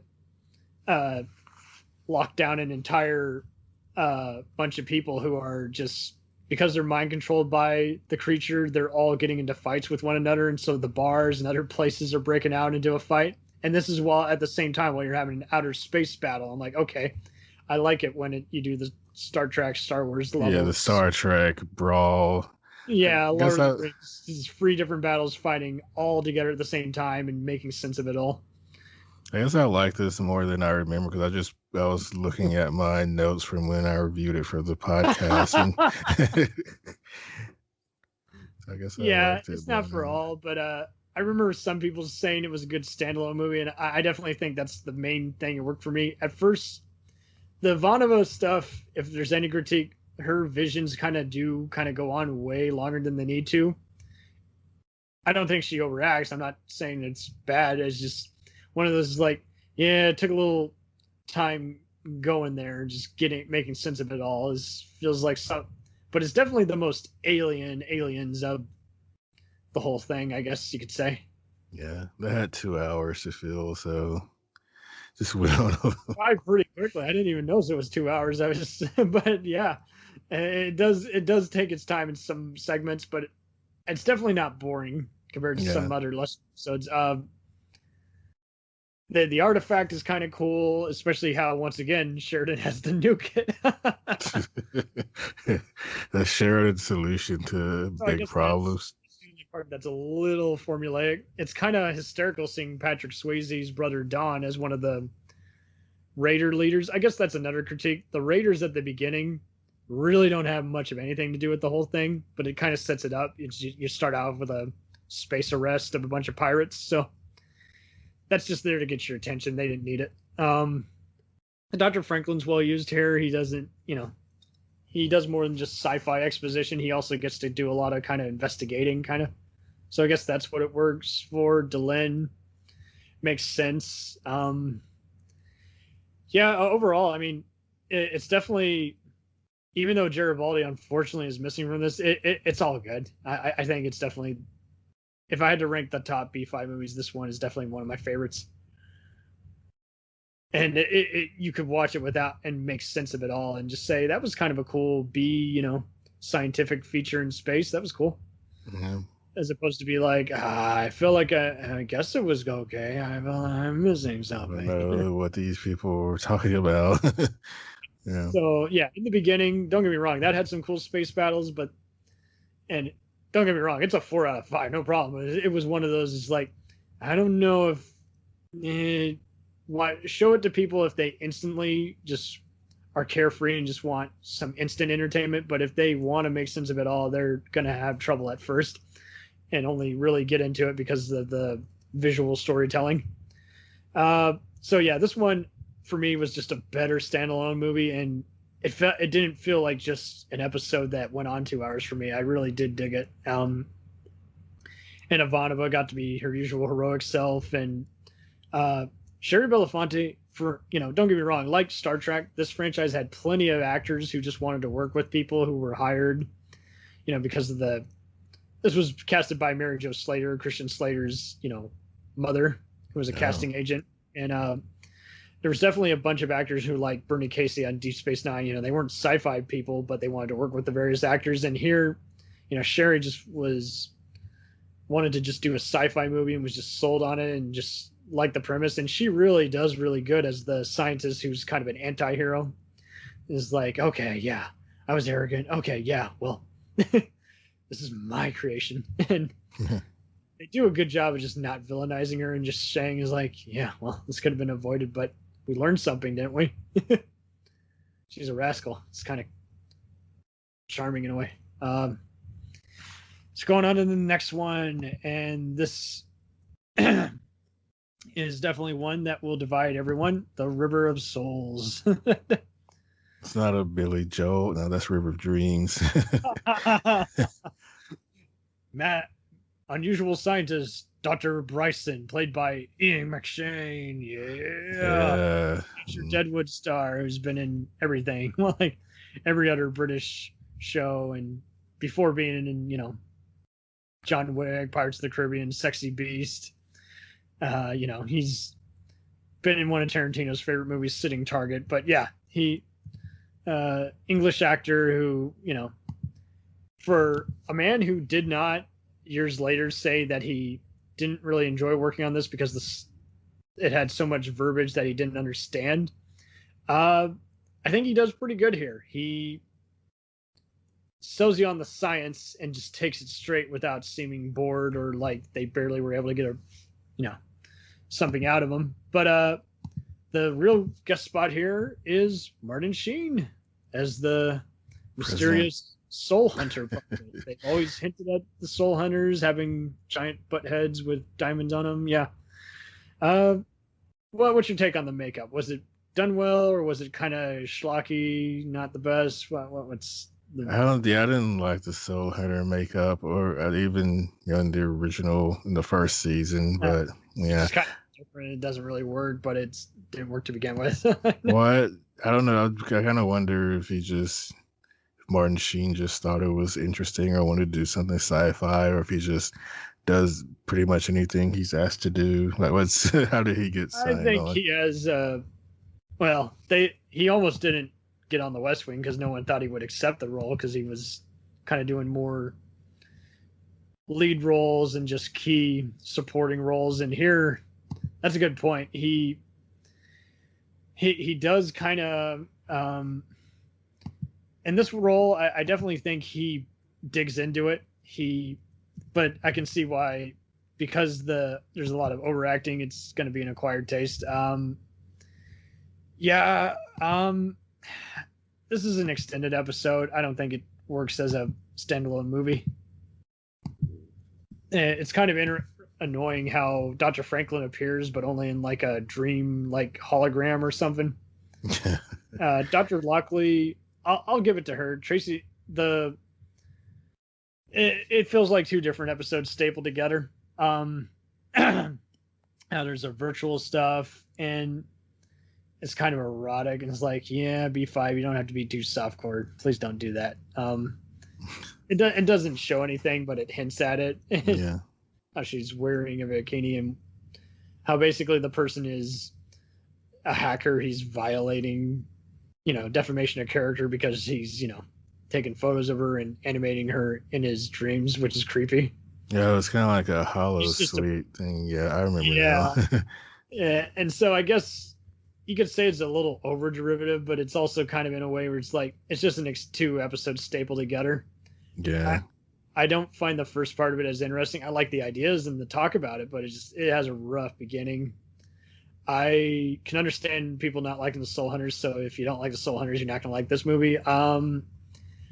How they defeat it's kind of interesting. I guess I just find it interesting just seeing Lockley just jump around, having to go through this whole thing, and that's really where it gets fun. You're seeing Garibaldi and Zach, who returns on a visit, just show up and have to help her out, and then Zach, he's like, "What kind of machine is this?" Yeah. But Yeah, it's like a side mission of a video game. It's not the main attraction. I don't know if I would. I probably wouldn't recommend this to people who, unless they're B5 completists. So Yeah, unless you just have to see everything, I would say you can skip this one. I guess it's a 2, 3 out of 5. I wasn't bored, but it wasn't that interesting half the time. So, but I didn't hate it as much as others. But it wasn't. It really didn't change up anything. It shouldn't have been a movie. They should have just split up the episodes and actually had it be a subplot as opposed to a main thing. I mean, I'll give Martin Sheen credit. He does. I do buy what he's selling, but at the same time, like he could have played some totally different kind of alien. He didn't have to be a soul hunter named Soul Hunter. Soul Hunter #1. Ironically, his picture on the DVD cover and the poster looks way better than what you see on the any other press material or in the actual final cut. It's so weird. I guess how the animation's handled is good, although it's kind of dumb how Dr. Bryson appears, then he disappears for a big stretch of time, then we need your help again. Where were you the last 40 minutes? It's pretty loose. I feel like it was rushed. I could watch it, and if I just wanted a carefree, just have it on, but like you say, is like, I don't really need it. Yeah. We'll return after these messages. Hey, feeling down? Feeling low? Not enough podcasts about movies in your life? Why not try They must be destroyed on sight. the new Podcast Cure-All? Sure to get you right with the world and on a path to better living. We have exploitation, we have Italian horror, we have zombies, we have slashers, we have crime films, we have spaghetti westerns, we even have sci-fi and sex comedies. So take a dose of They must be destroyed on sight.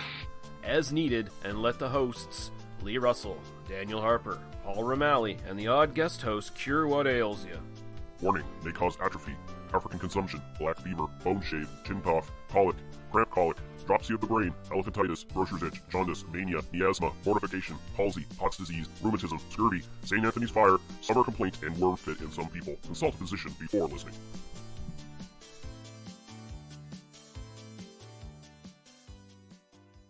Hey, I heard you like movies. I heard you like to hustle. I heard you like podcasts. Well, guess what? There's a podcast for you out there called The Home Video Hustle. Damn right. Every Friday we talk about whatever movie PJ picks out the bag. What does that mean? Every Wednesday on our YouTube page, I put a bunch of movies in a bag and PJ picks one out at random. And then we just watch it. We talk about it for maybe like an hour, hour and a half, 2 hours, whatever we feel like doing, wherever the conversation leads us. But do we actually talk about the movie? Most of the time. Tangents galore. Yes. So believe me, we may be a movie podcast, but it's not always about movies. We may talk about video games, music. Yeah, that's the big one, music. Sometimes we might get a little bit of politicalness in there. Yes. Sometimes we may just, we know what we like to do. We like to tell stories, PJ. Yes. I am the master storyteller of the podcast realm. Undefeated. So if you like to hear about movies, video games, whatever foolishness comes to our mind, the most random stuff you could think of, check out the Home Video Hustle. You can find us on the Stitchers, the Google Play, Apple Podcasts, What else? Podbean, What else? Podcast Addict, Goddamn. all that. Ain't no reason you can't get your hustle on. We everywhere, worldwide, baby. Hustle, motherfucking hustle. Hey, we can't cuss in the promo, PJ. We Ah. gotta be family friendly. There may be podcasts out there that don't want his hair to say Ah. Ah. all that good fun stuff. Well, you. Don't run the listeners away, PJ. I'm sorry. But this is going kind of long. Yes. So we're going to end this and say, hey, check out the Home Video Hustle every Friday on all the various podcast outlets. Peace. Peace.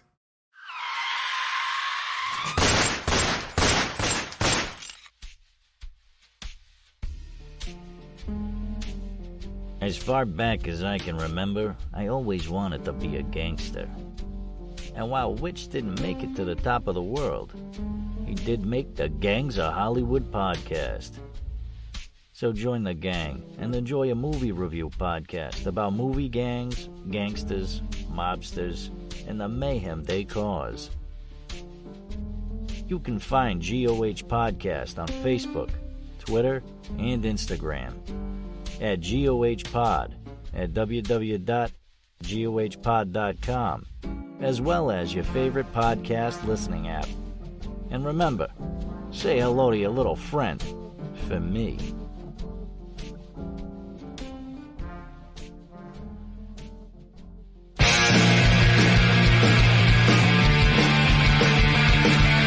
If you take two old punk rockers who are past their prime, put them in front of a movie screen and give them a podcast, what do you get? Cinema Punks. Cinepunks. It's the mixtape of movies.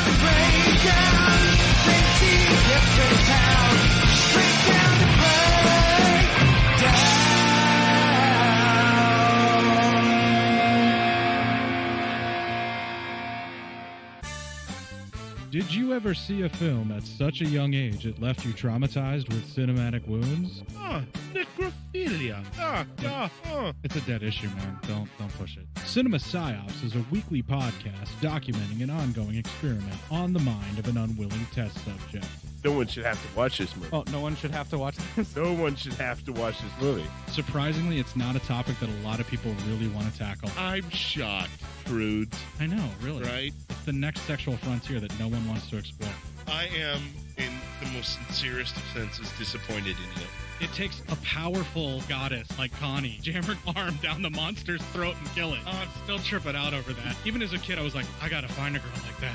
Every week, I get a new look of disappointment that I never thought I could get out of her. Unimaginable. At 12 years old, you should not be watching this movie. Obviously. At 13, you should not be. 14, you shouldn't be. I'm not entirely sure even 17-year-olds should be watching this. Just because you're offended by something doesn't mean that you have the right to demand that it doesn't exist.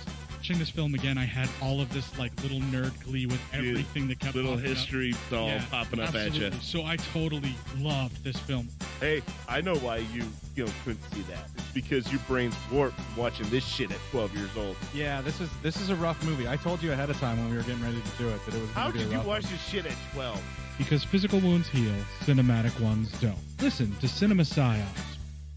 It's time, let's check our queue, baby. Pair it with a couple brews, baby. We love good movies. We love the bad ones too. So we watch them all and pass their lessons on to you. Oh yeah.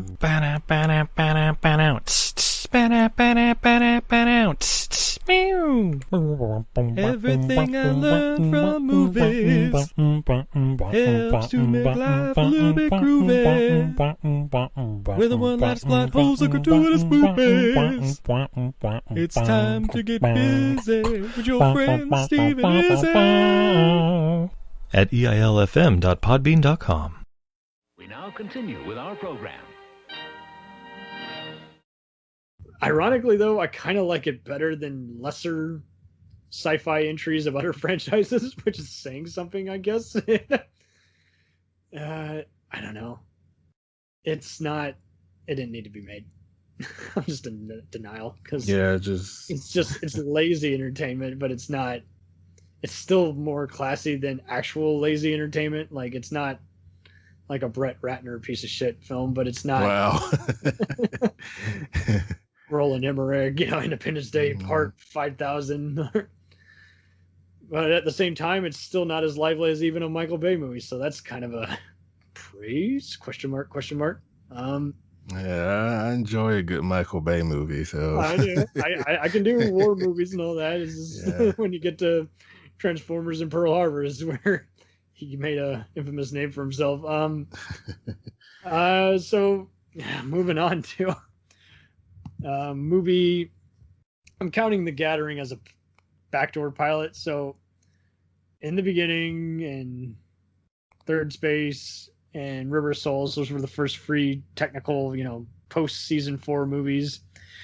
And so it brings us to A Call to Arms, the final one at that time that aired on TV.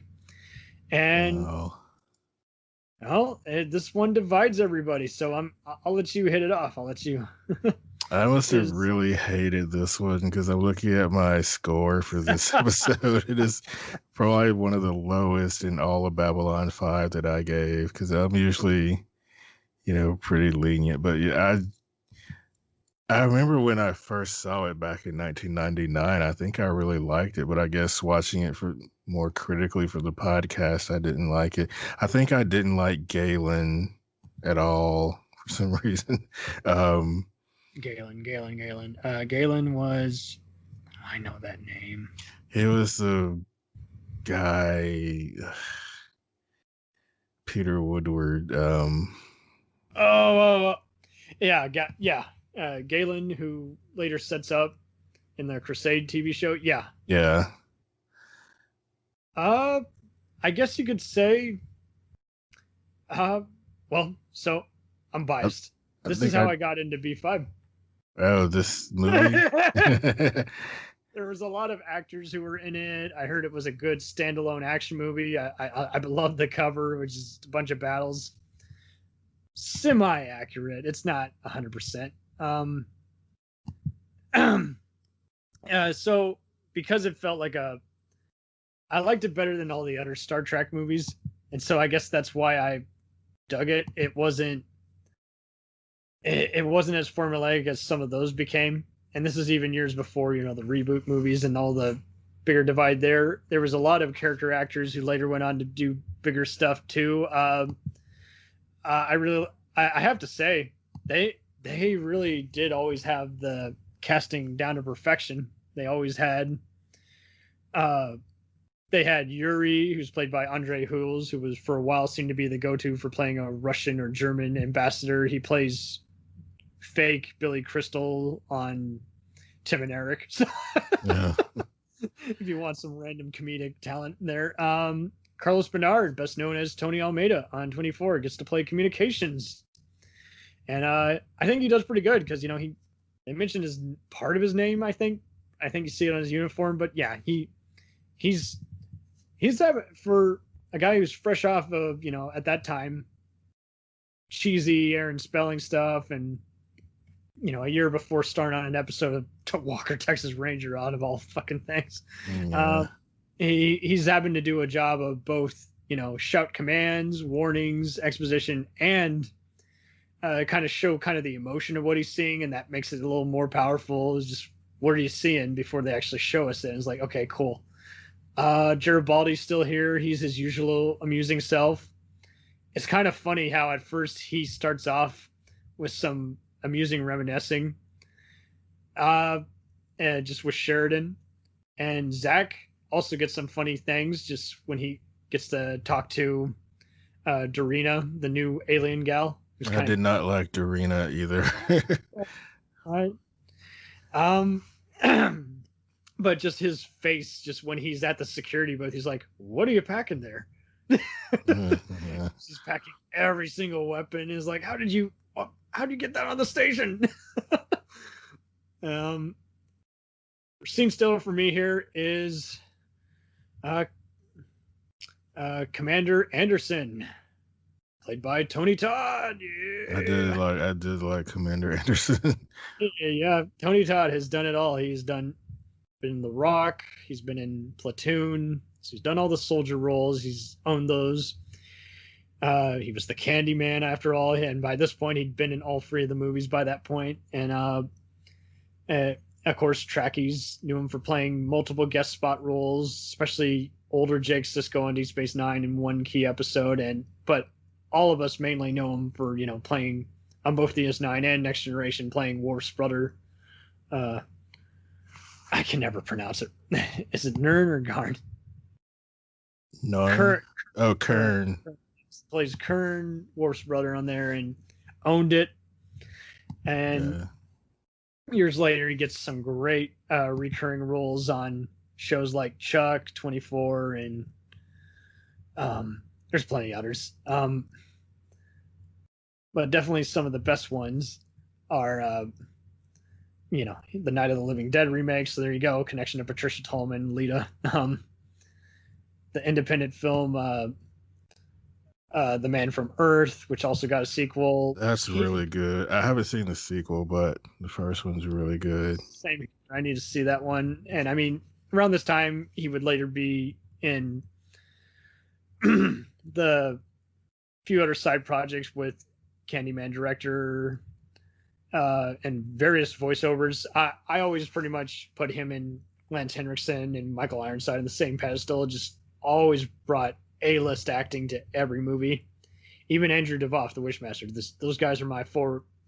They're my mans. They're my guys I answer to. I love those guys because they just chameleons, just descend into anything. Say what you will about questionable choices. They still have just, if I can name over 10 plus picks of their greatest movies in different genres, that they really are that cool. So, and of course they've done so many guest spots that I know enough of them, but there's others. It's like, it was so brief an appearance. I really don't remember him on that show. So for this one, I still think this is one of his better movie roles, because you get to see his family. It's touching, and you see him dedicated to the cause. He gets to be extremely heroic in the very end scene, and it's a interesting montage because it's like cutting back and forth between the battles and their faces as they're yelling fire, but you don't hear them yelling fire, but you know what they're yelling. Boxleitner as Sheridan really does get the most fire. Goes ape shit there. Yeah, Galen doesn't really have much connection until like the very end. I do have to say, as a pilot for the Crusade thing, would you say this is a good standalone movie or its own thing? I mean, I think it's more of a setup for Crusade, maybe a backdoor pilot for Crusade. It does kind of, like Third Space, show more of the station again. Luckily, Scoggins' character doesn't really have much to do except just, acknowledge that she's, this is basically Sheridan's final mission before he retires. So that's the whole essence of what it brought to me. I do kind of like him and Tony Todd's Anderson characters, their humor, because it's kind of both just kind of college, high school level, and at the same time without being gross, like they're doing some scientific artifact look around on the planet. The new gal who's a pirate anti-hero who teams up with the much like Galen, appears on the Crusade spinoff show, Darina. She if I had any complaint, it's both cool for me seeing the whole station of the pirates and everything, but at the same time, some of the stuff with her just kind of fighting all these pirates and making a name for herself takes way too long. So yeah, cut it out. You really don't lose too much momentum. Even though I did recognize Mo Gelini, who's kind of who you get if you can't afford Danny Trejo or every other lesser known mixed Latino actor. He's played plenty of Arab terrorists and Latin thugs in every other screen movie. But still was never as big a name star, but yet whenever I see him, it's like, I know I've seen him. So I guess you could say I didn't find some of the scientists as interesting at first. And then when, spoiler, there's some mutinies, that's where I was like, okay, now this is Die Hard and space type stuff. Now I like it. Doesn't he look like Joel Hodgson on Mystery Science Theater? I saw a picture of him when Garibaldi is choking him out. I'm like, that looks like Joel Hodgson from Mystery Science Theater. I'll send you the photo. There's got to be a photo of it somewhere. No, I don't have it. Oh, well. Wait, let me look at the photos on IMDb. I don't know if you have your internet window open. No, I don't have it. Fuck it. Okay. You look up a review for this movie, you'll find a picture of him being choked out by Garibaldi. I'm like, it looks like Joel Hodgson. Is this a MST3K, same universe? That'd be one. Probably. And somewhere the stretches B5 at this point, when you look at it, is like Yeah. If anything, it's definitely without this universe, you definitely don't have other shows like Lex or Farscape. Farscape. I have to give that one another try one of these days. It's all good. I thought I kind of initially was digging it, and after a while, it just got to be so much. I'm like, I need to just skip through it and go on to a show I actually am more invested in, like Dark Matter. Yeah, I didn't like everybody seemed like. I mean, it's weird they go. I mean, everybody's working together at the end of the episode, but then next episode starts and everybody hates each other again. I'm like, exactly. It's too much all around, just craziness, and the humor is just kind of, you got to be really in the mood for it. And for me, I don't know. I like the puppetry and all that stuff, and the effects. It's just half the time, like the episodes just feel way longer. Like I only want to watch 20 minutes of each one as opposed to the whole 40-minute, and I'm like, that's not good. Yeah. Yeah, B5 is definitely for me dated better than Farscape. I can understand people loving Farscape. I get it. I do. It's just for me, it's one of those I just had to just skip around because I don't know. It's just you got to really be in the mood for it. And with B5, it's just there's enough side missions and journeys, and it's a big enough world and planets that they're going to, in addition to a giant space station as well as the different ships. This one, they're testing out. That was the selling point for me. They got these high-class spaceships. They haven't been tested yet they have to test them out now because there's this mysterious alien race called the Drake, which are going to poison Earth. Which they do. Yeah. Oh, yeah. Yeah, it's interesting. I think that's why I give it extra points. It's a failed mission. Yeah, that's true. Yeah, they didn't save the day in the end. They have to sacrifice themselves and take out some of the ships, and yet some of them still break through. Let's go to the battles, which is the main reason to see this. Did you feel like there was enough build up to just kind of want to see him just take it down? Especially with Garibaldi's comments, like, what kind of a ship is this? I love a good space battle, so anytime. Right. But yeah, this ship. Especially because they seem to be reusing the sets at times. I would definitely say they do a good enough job of the editing is linear enough to where you're able to follow. Okay, that's ship number 2, Anderson's ship. That's ship number 1. Yeah. And it's confusing at first, but there's apparently a novelization. And I asked a Q&A, is like, whoa, so how many people are on each of these ships? And it's like, okay, so there's like 365 or something, like a typical cruiser can carry on it, because it's basically a replacement for a typical B5 type battle cruiser ship. It's like, okay, but it's got better armor and everything, but it hasn't been completely built yet, so it's a test run. It's not finished ship, but they basically claim that the novelization kind of reaffirms the fact, like the opening dialogue, that they split the crew in half. It's like, okay, so so about 365.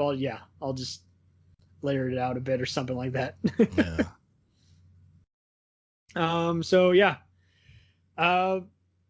There's enough, but when they get away from B5, they stop focusing on it as much. They pretty much then have to have a few other cruisers come in and just fight with them. But at the end of the day, so I think what really grinds everyone in half with this is the music. Some people just can't dig the electronic score. I didn't even really notice it until like a rewatch. Is like, oh, okay, yeah, that's not Christopher Frank's, Tangerine Dream score. This is a different electronic score. Yeah, I don't remember it standing out, but yeah. They're really only like the song that plays in credits is what gets me. And it's interesting how they do the credits this time around. It's like Warner, Pay Channel Entertainment, just all the logos are coming up. I don't know, but yeah, I think it just makes a lot of people thought it was a breaking point. I never had an issue with it. For me, it just like parts of the Frank score. A lot of it's more entertaining to hear when you're watching the movie versus when you're watching it by itself, isolated. And I'm biased. I like electronic music as long as it's not just generic. I gotta actually. Yeah. It would have worked in a video game probably better, but for TV, they didn't have a budget for a bigger name person, guys. So, for me, this is what got me into B5. So, very biased, 3.5, maybe a 4 out of 5. And it's a standalone adventure, even though it's a backdoor pilot. Also, I at least feel like Sheridan carried the movie at least, so that was cool. Instead of just letting the movie do the talking, because he does carry it in the beginning, but it's kind of more of an anthology movie. So for him to be here and just actually leading a final battle and doing what I love seeing him do, I even though he doesn't get many speeches, which is okay, he didn't need any speeches. What would you have said? He always needs a. No, I'm kidding. He'd always find an excuse for a speech about orange juice or something. Right, orange juice is the best. Yeah. So it brings us to, you know what? I'll just logically lead into it. This leads us into the final TV spinoff show, Crusade. Okay. Yeah. Yeah, when it first came out on TNT, I only saw the first 4 episodes, and somehow I missed the next one. And I always intended on getting caught up and catching a rerun somehow, but it got canceled before I could do that. So, yeah, I never got to see the rest until a few years ago on DVD.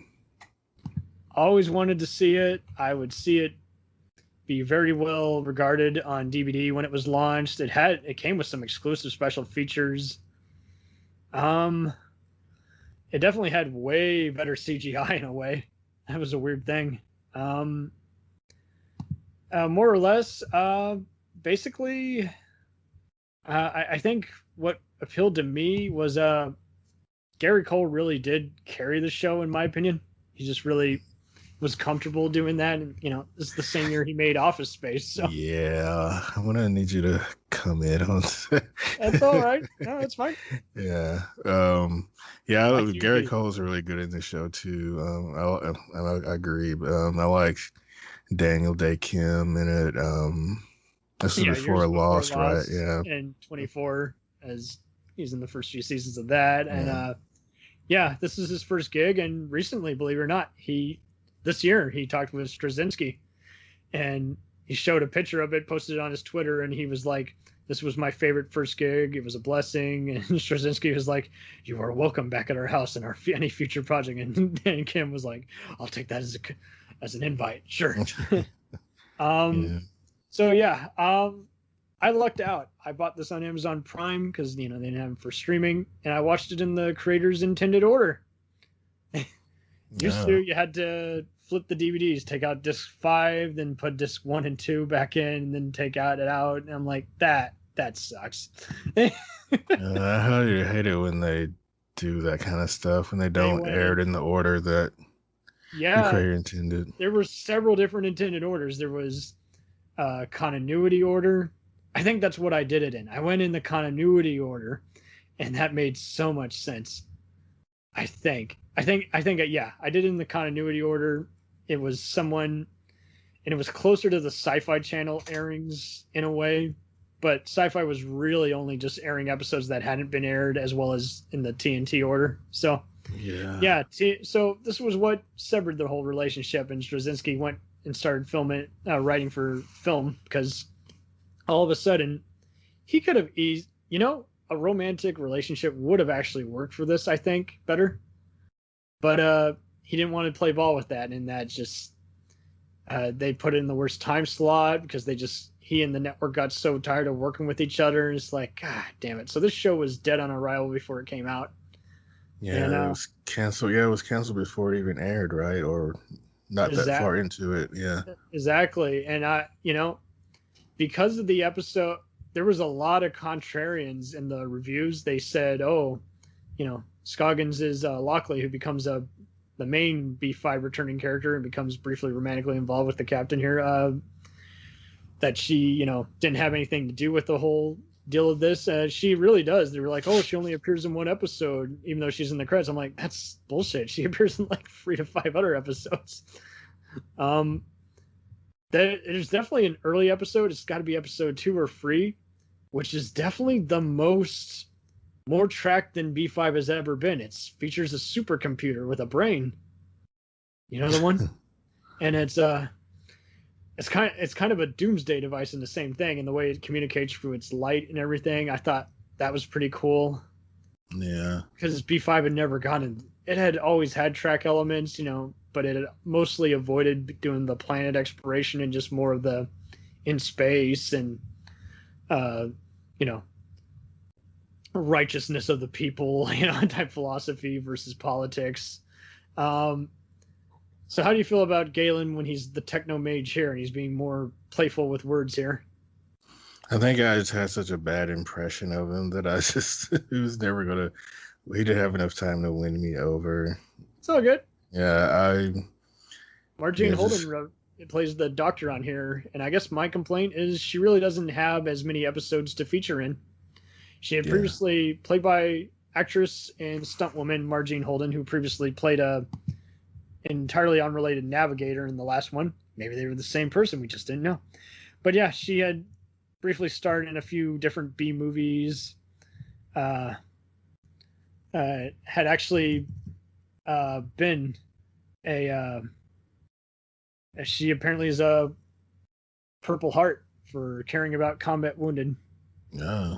Oh. She's worked with combat veterans. So, but yeah, she's been in a lot of dorky comedies. She's one of the student speakers in Bill and Ted's, as well as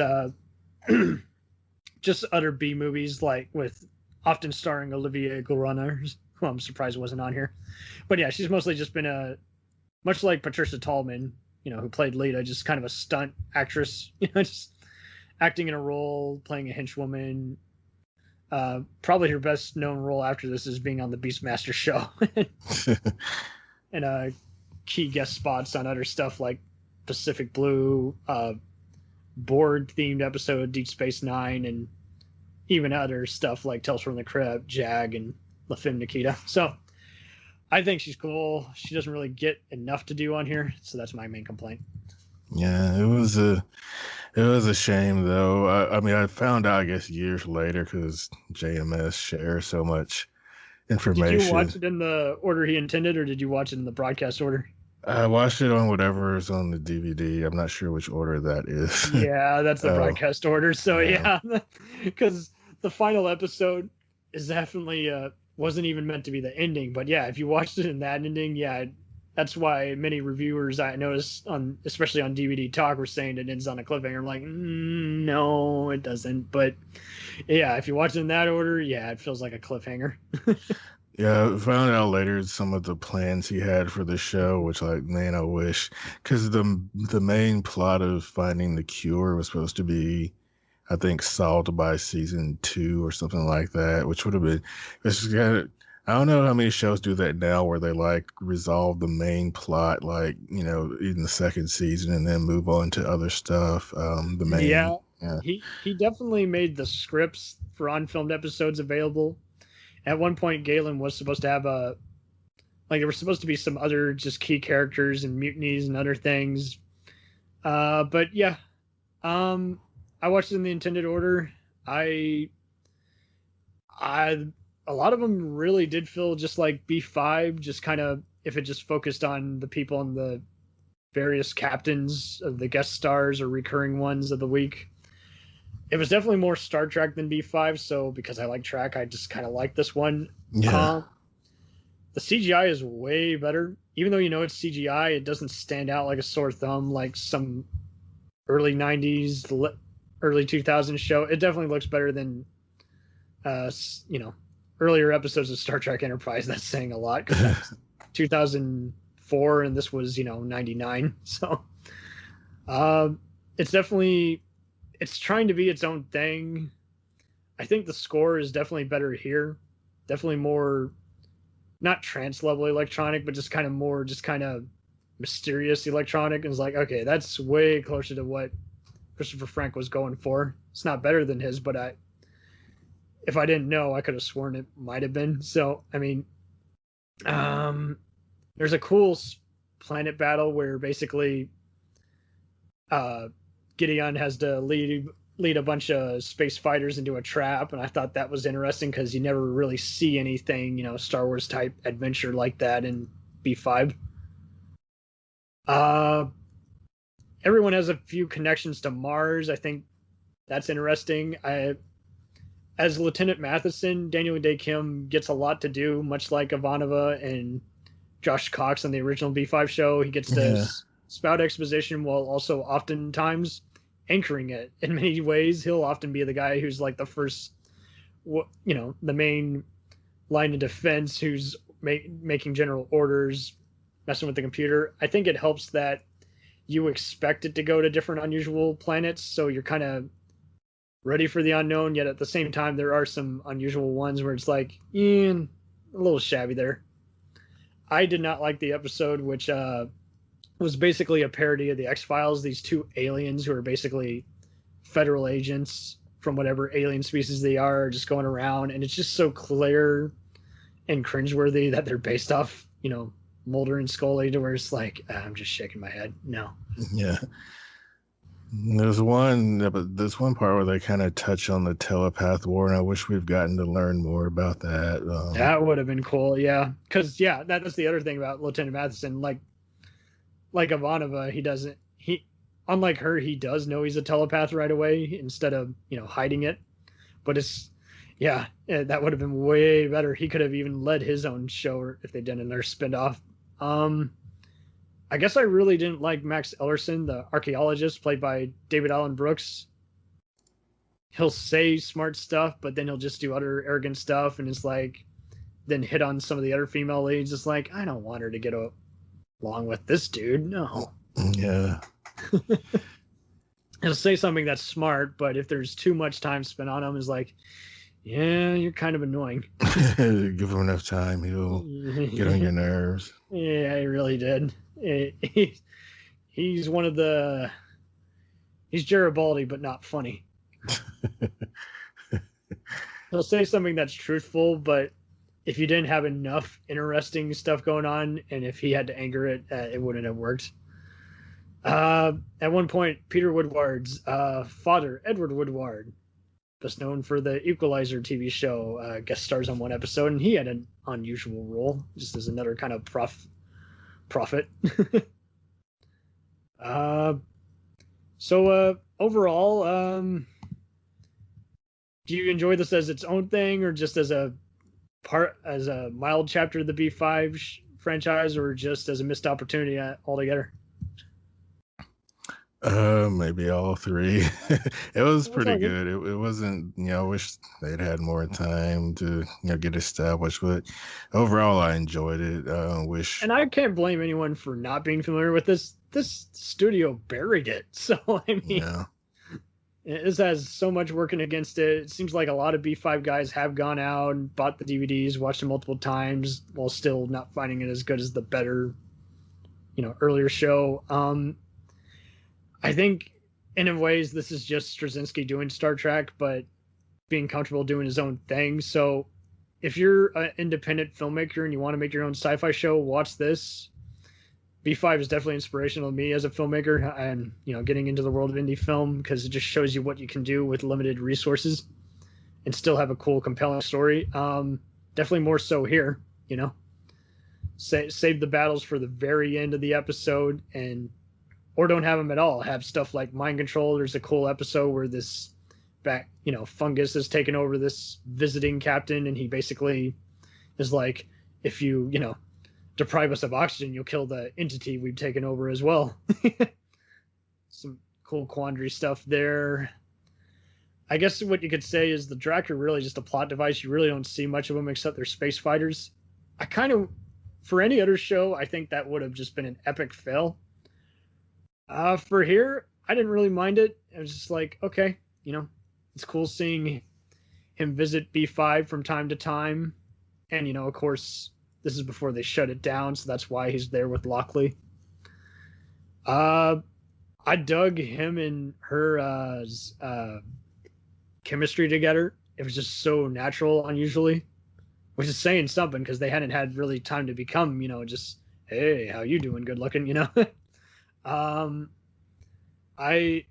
I will say though, when they're making out in the shower, there's some cheesy as fuck, just saxophone. I'm like, no, only in the 90s, man.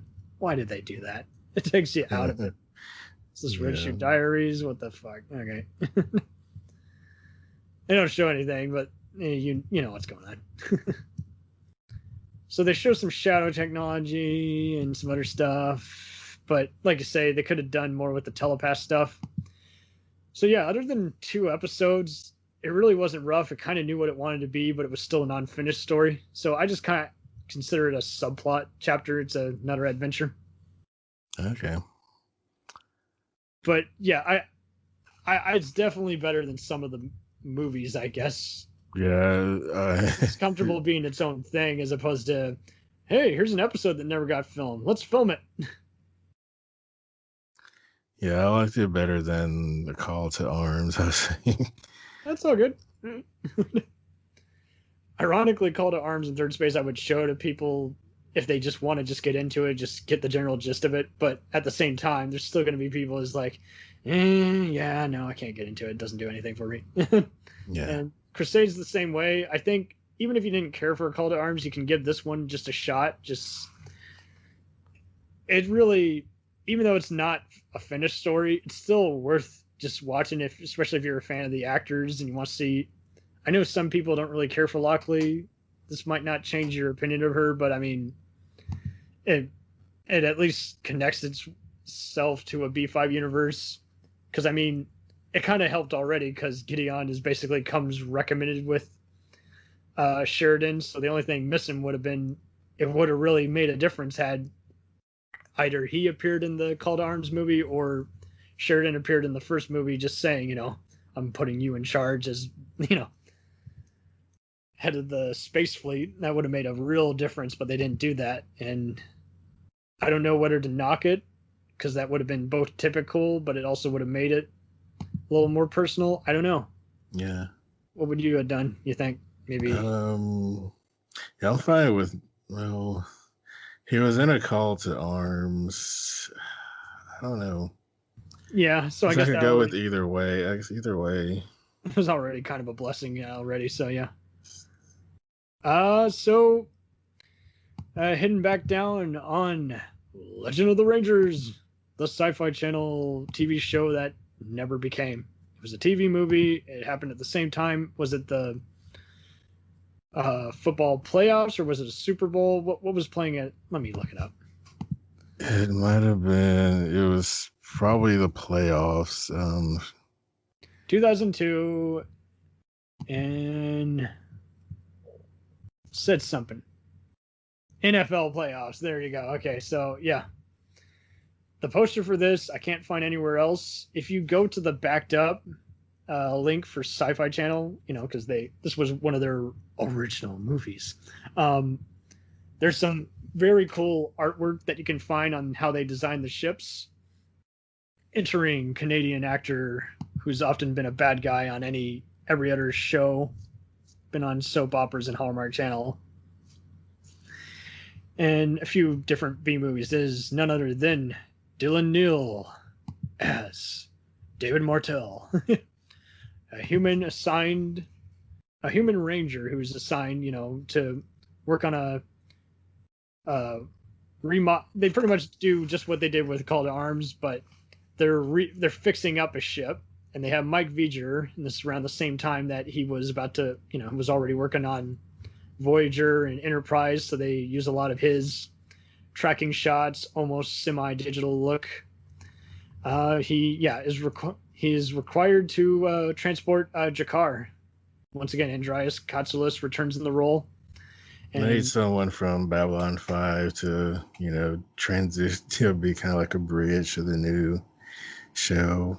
Right. They got to transport him and all these other Narns and diplomats while at the same time take down a bunch of other shadow type people. So there's a bunch of other mutinies and foul play here, but it's its own it's a standalone movie, and Well, it was supposed to be it was kind of a backdoor pilot, right? If it had been successful, it would have been. I think it could have really taken off. And I know this one is often the bastard child of the franchise for so many people. Just so many people didn't like the.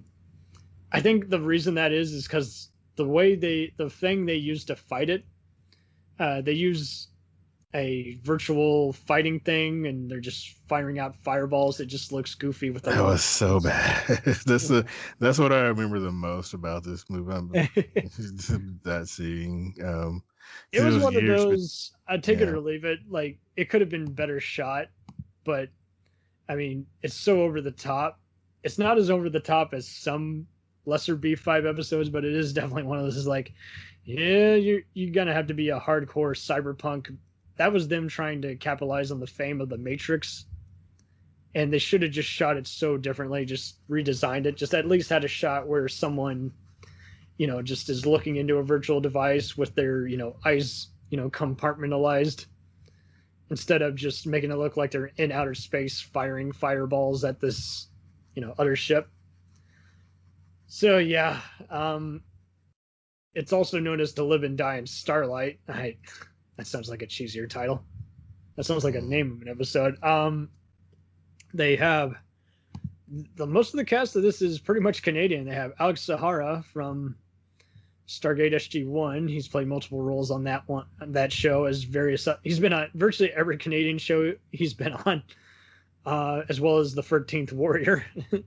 But yeah, he's here as Delon, not to be confused with Delin, and he looks so much like what's his name from Lost in Space? Bill Mooney. Yeah. He looks almost Linear. like him.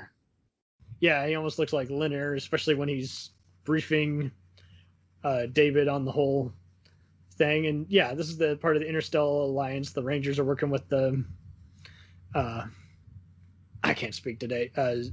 Mimbari. So yeah, it's kind of just another side mission. I think I would have definitely watched the show, but I can definitely see why some people would just be turned off by this and just been like, yeah, fuck this, don't care. Thoughts? Completist that I am, if it had gone on to a show, I definitely would have watched it. But the movie, it's not bad, but it's not great. I put it kind of middle of the road. It's not bad, but it's not great. It has some really bad parts, but overall, it's interesting. It's nice being. What's your take on the characters? I mean, like, Mackenzie Gray as the main villain, Kafta. I would have never known that was him unless I was, a movie buff like I am. I feel like the villains are kind of secondary in this, but in a way, I guess you could say the mutinies are better handled than in a Call to Arms. You actually know where to look for it and kind of see them, fighting on the ship while at the same time having a space battle. It's a standalone thing. Yeah. It could have easily been its own thing, but it helps that it's part of the B5 universe because otherwise no one would have seen this. So. Yeah, I don't. The character is probably not that memorable except for Jakar, who we've already known for many years. Yeah. But, yeah. Some people were acting like he was acting more cranky like in season 1. I didn't really get that vibe. He was just being comical because, I mean, he is comical if you watch seasons 4 and 5. It's just he downplays his hot-headedness. But, yeah, I mean, they could have at least had him join in on the battle. That would have been more fun. But because he's all, I have to be a prophet, I've given up battle. Yeah. Dylan Neal, who played Martel, actually did embrace this, though. He showed up at some of those conventions like around 2016, so that was kind of cool. Yeah. But his role is kind of just minuscule. At first you think he's going to be a hothead like Han Solo in Star Wars, but he ends up just kind of just being well, okay then. Just small remark, then going instantly into battle. So I guess I just like the action on this. And that it's not, but like you say, the whole hologram thing, that's pretty much what divides everybody in the fan base on this. It's just, it wasn't very well placed. It just kind of, at first I had to even make sense. Wait, are they actually in space? Just the way it was animated. I'm like, no, it's a virtual. Okay. Needless cyberpunk Johnny Mnemonic Running Man type look. Yeah, just if you're B5 completist or you're just now, well, I don't know if I would convince people. I almost tried to get into this before I became a B5 one because it would occasionally re-show on Sci-Fi, but the reviews for it were so bad. I just thought otherwise. Yeah, I wouldn't try to introduce anyone with this. Yeah, but they might take one look at this and just say, nope. Find it as bad as any other blockbuster that was around that time in 2002, but it is what it is. If you're a sci-fi guy, obviously you're going to check it out at some point, but I went in with totally low expectations. I was like, I'm not sure I'm going to like this, but I had fun, but I can't, I also can't recommend it to everybody because it's just rough around the edges in some places to where, once again, if you are a big nitpicker, you will give this a 0 out of 5 stars. If you're a big B5 person, you're still going to not give it the highest score.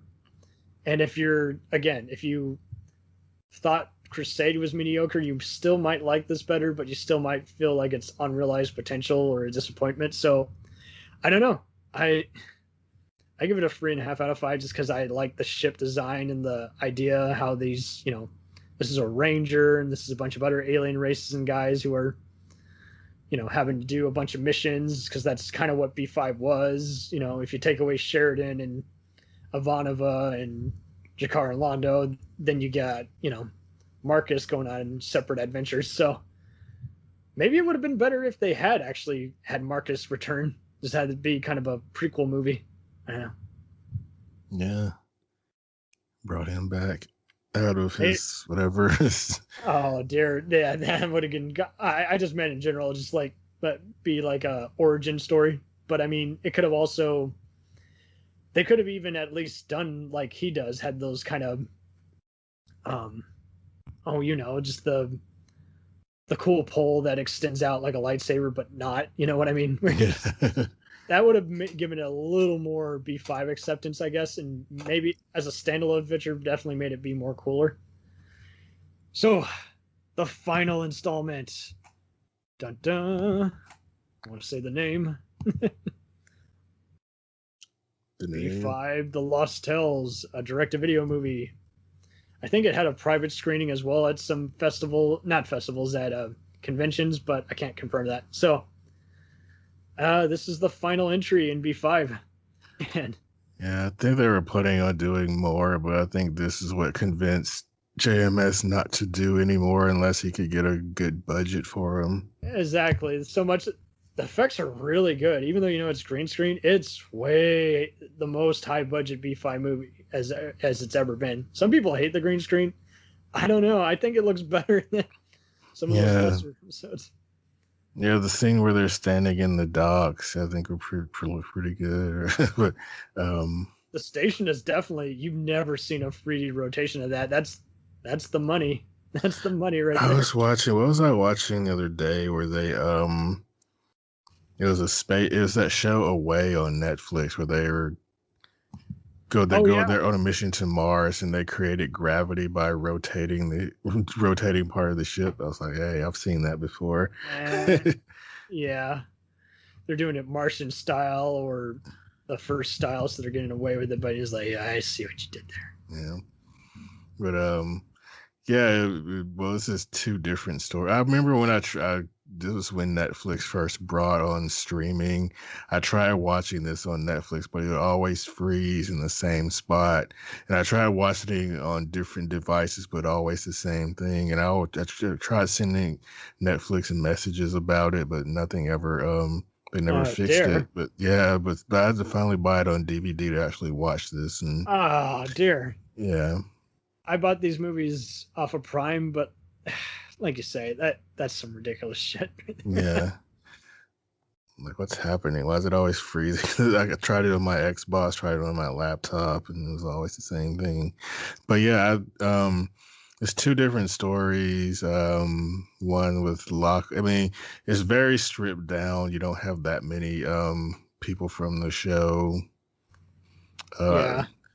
I think JMS once described this as being like overwritten and overproduced, which I can see that. It's just, but yeah, I think I like the. I don't know which one I liked better. Maybe they're both equally, but I was really interested in the Lockley story. I guess this guy really possessed, I think.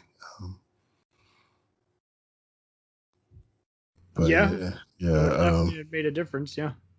I liked that story, but the Sheridan part was, I think, that had some connection to his son, right? I Yeah. don't remember, yeah.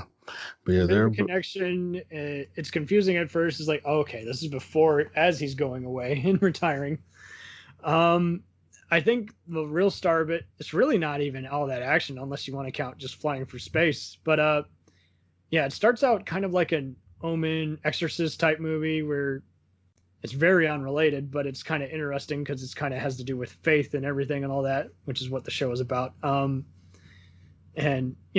this is what was always interesting. J. Michael Straczynski really does understand religion, maybe arguably better than those who have, abide by religion. And, he's an outspoken atheist. So he does it in a way where it just always feels so natural and not so preachy. You just know it's going to be a well-written speech or soliloquy, if you will, a poem. The real star of this is definitely in the second portion of the movie where in the Lost Tales, where basically he is asked by a greater power. Galen enters again and just says, you have to kill this guy who's going to become a war criminal and start another war. It can all be avoided. And he finds a way to kind of cheat. It's like, there's always another option. There's always a plan C. There's an option A, I don't do anything, and this guy kills a bunch of people I could have avoided. And option B, I become a hypocrite and kill him and murder him in space while during a so-called travel. And it's like, he just points him away and pretty much convinces him. It's like, you don't want to do this with your life. He saves the guy's life because the guy almost crashes while he's following him. And that's the irony. That's kind of cool.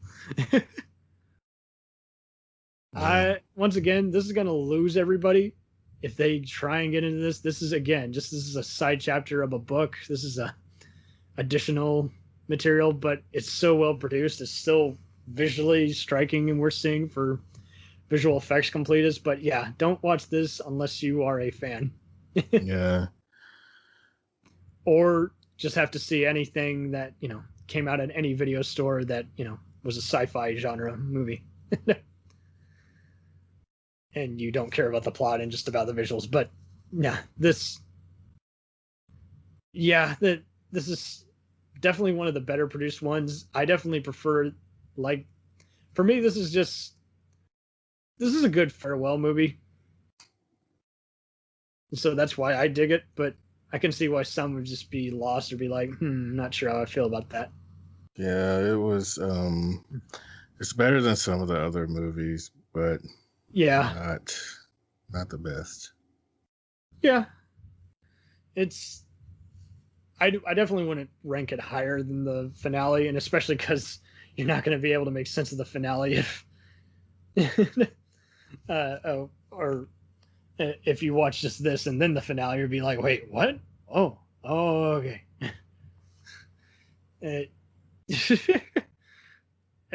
Part of me wishes it does make sense that he went this area. He's like, just feature the same cast, at least two of them.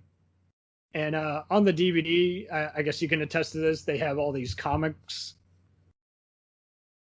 Oh, I don't think I've seen the comics ever. Yeah, it's just kind of just like in the intro, where they just show pictures of everybody from the past. Okay, yeah. Apparently. I just don't remember. It's all good. They're just. I'll buy the DVDs at some point on a discount sale. I mean, how can I not? Be fine. So spin-off material. This had several different comics, also written by the creator. And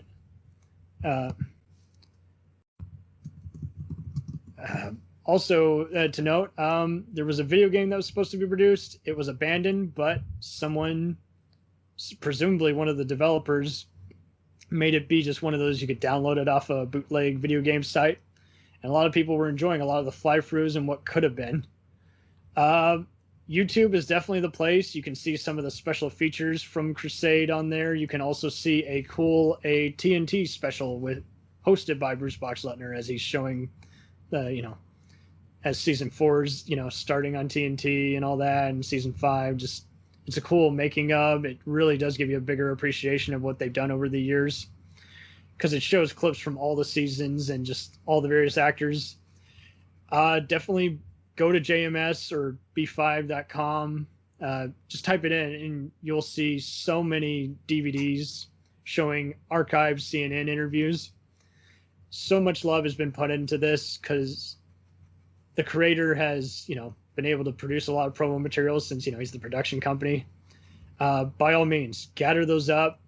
In many ways, that will actually get you into this. If you just need a better understanding, watch some of these episodic books. Ask anyone who's heard of it if they were a fan. And,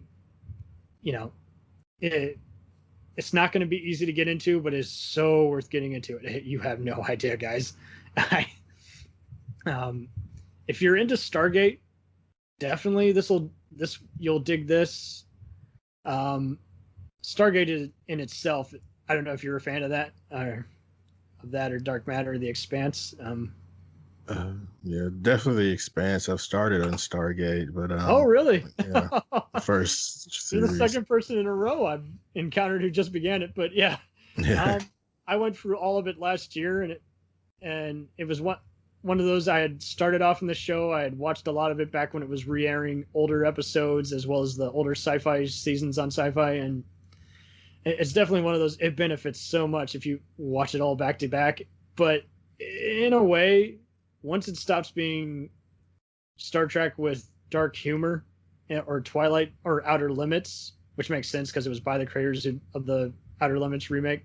Once it stops doing that, in the first part of the first season, it does kind of do what B5 does best, where it does free parters, not just two parters, free parters. Yeah, just always. And once again, it always ends with a final battle. It's like they're attacking Earth. It helped that it had a lot to go on because it had already been a cult movie, with Egyptian stuff. Yeah. And the star of MacGyver and a bunch of it made all these other Canadian actors names for themselves. And it was just so much like Space Above and Beyond and B5. So I think it had a lot of that working for it. Plus Star Trek actors guest starring on there. But yeah, B5, it's just so ridiculous how, unless you are just so open-minded and just like older movies, it's going to be really hard to introduce people into it. So yeah, it can be. There's some. I have some friends who are extremely high and just into drugs and philosophy, so obviously they'll be an easy audience for it because they like just weird shit. But there's other people I know who wouldn't ever want to give this ever a time of day. They are just like, it looks like a bad 90s. Yeah, there's some stuff that's really dated, but I mean, if you can get past that, it's really worth watching. It really is. I know some pals who remember it, watching it when they were kids, but again, they just fell off because they stopped watching TV. They grow up, and if you want to get it on Vudu, it's definitely the better looking one from what it looks so far. The Prime near the end became really bad at say what you will about the DVD quality, or I think it looks slightly better than DVD, but not by much. I still recommend it if you just don't want to risk buying a show that you're not sure if you'll like or not. Just do the streaming. If you like what you see, buy the DVDs. If you want the special features, buy the books, buy the comics. Or do... but yeah, Vudu definitely seems like the best one because it's very discounted price. It's definitely network versions instead of just retitling, redoing a bunch of different stuff for the DVD sets. Although JMS was definitely better than George Lucas at making little changes that no one picked up on right away, just because it was intended in the script and it was his world. And he's just like, hey, if I'm remastering this, why don't I give it the ultimate, look?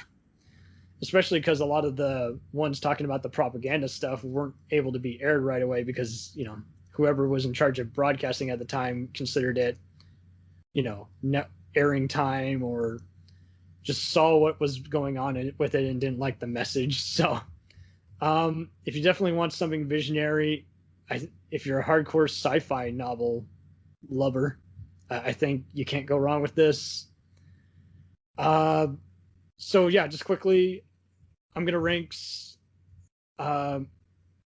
seasons 2 through 4, a 5 out of 5, 2 through 1 and 4, 1 and 5, a 3.5. And then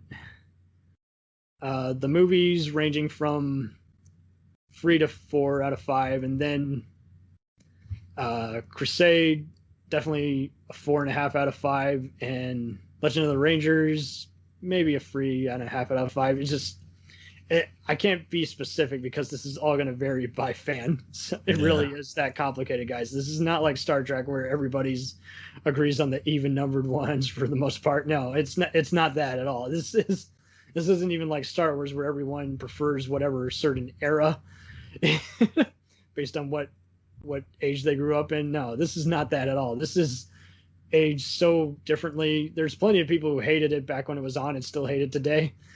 And there's people who loved it back when it was on and still love it today. So it's that diverse a crew, guys. There's always some fans each year, just like with Stargate, because they're offered on all the streaming platforms. But much like that show, please give it a go.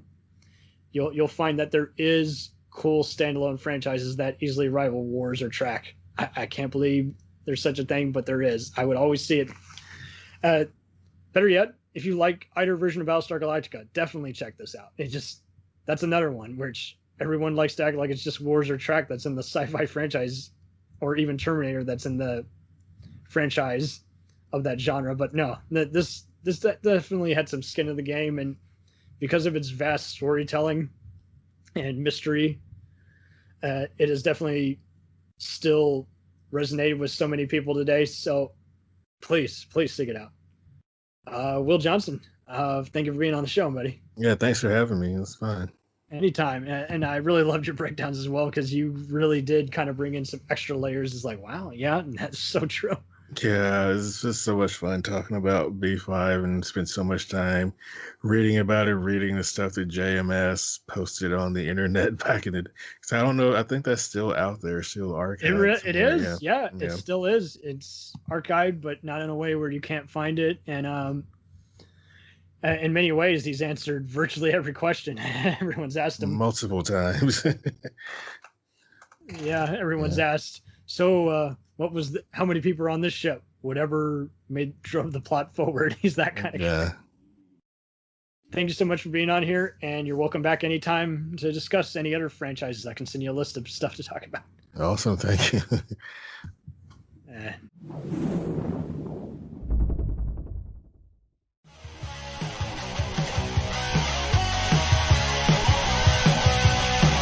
Follow us on the web on Facebook, Twitter, and Instagram. The podcast is available on Podbean, Spotify, iHeartRadio, Anchor, Apple, and anywhere else podcasts are available. Feel free to review our show and leave comments on any of those sites. Thanks a million for listening. It's a jacked up review show.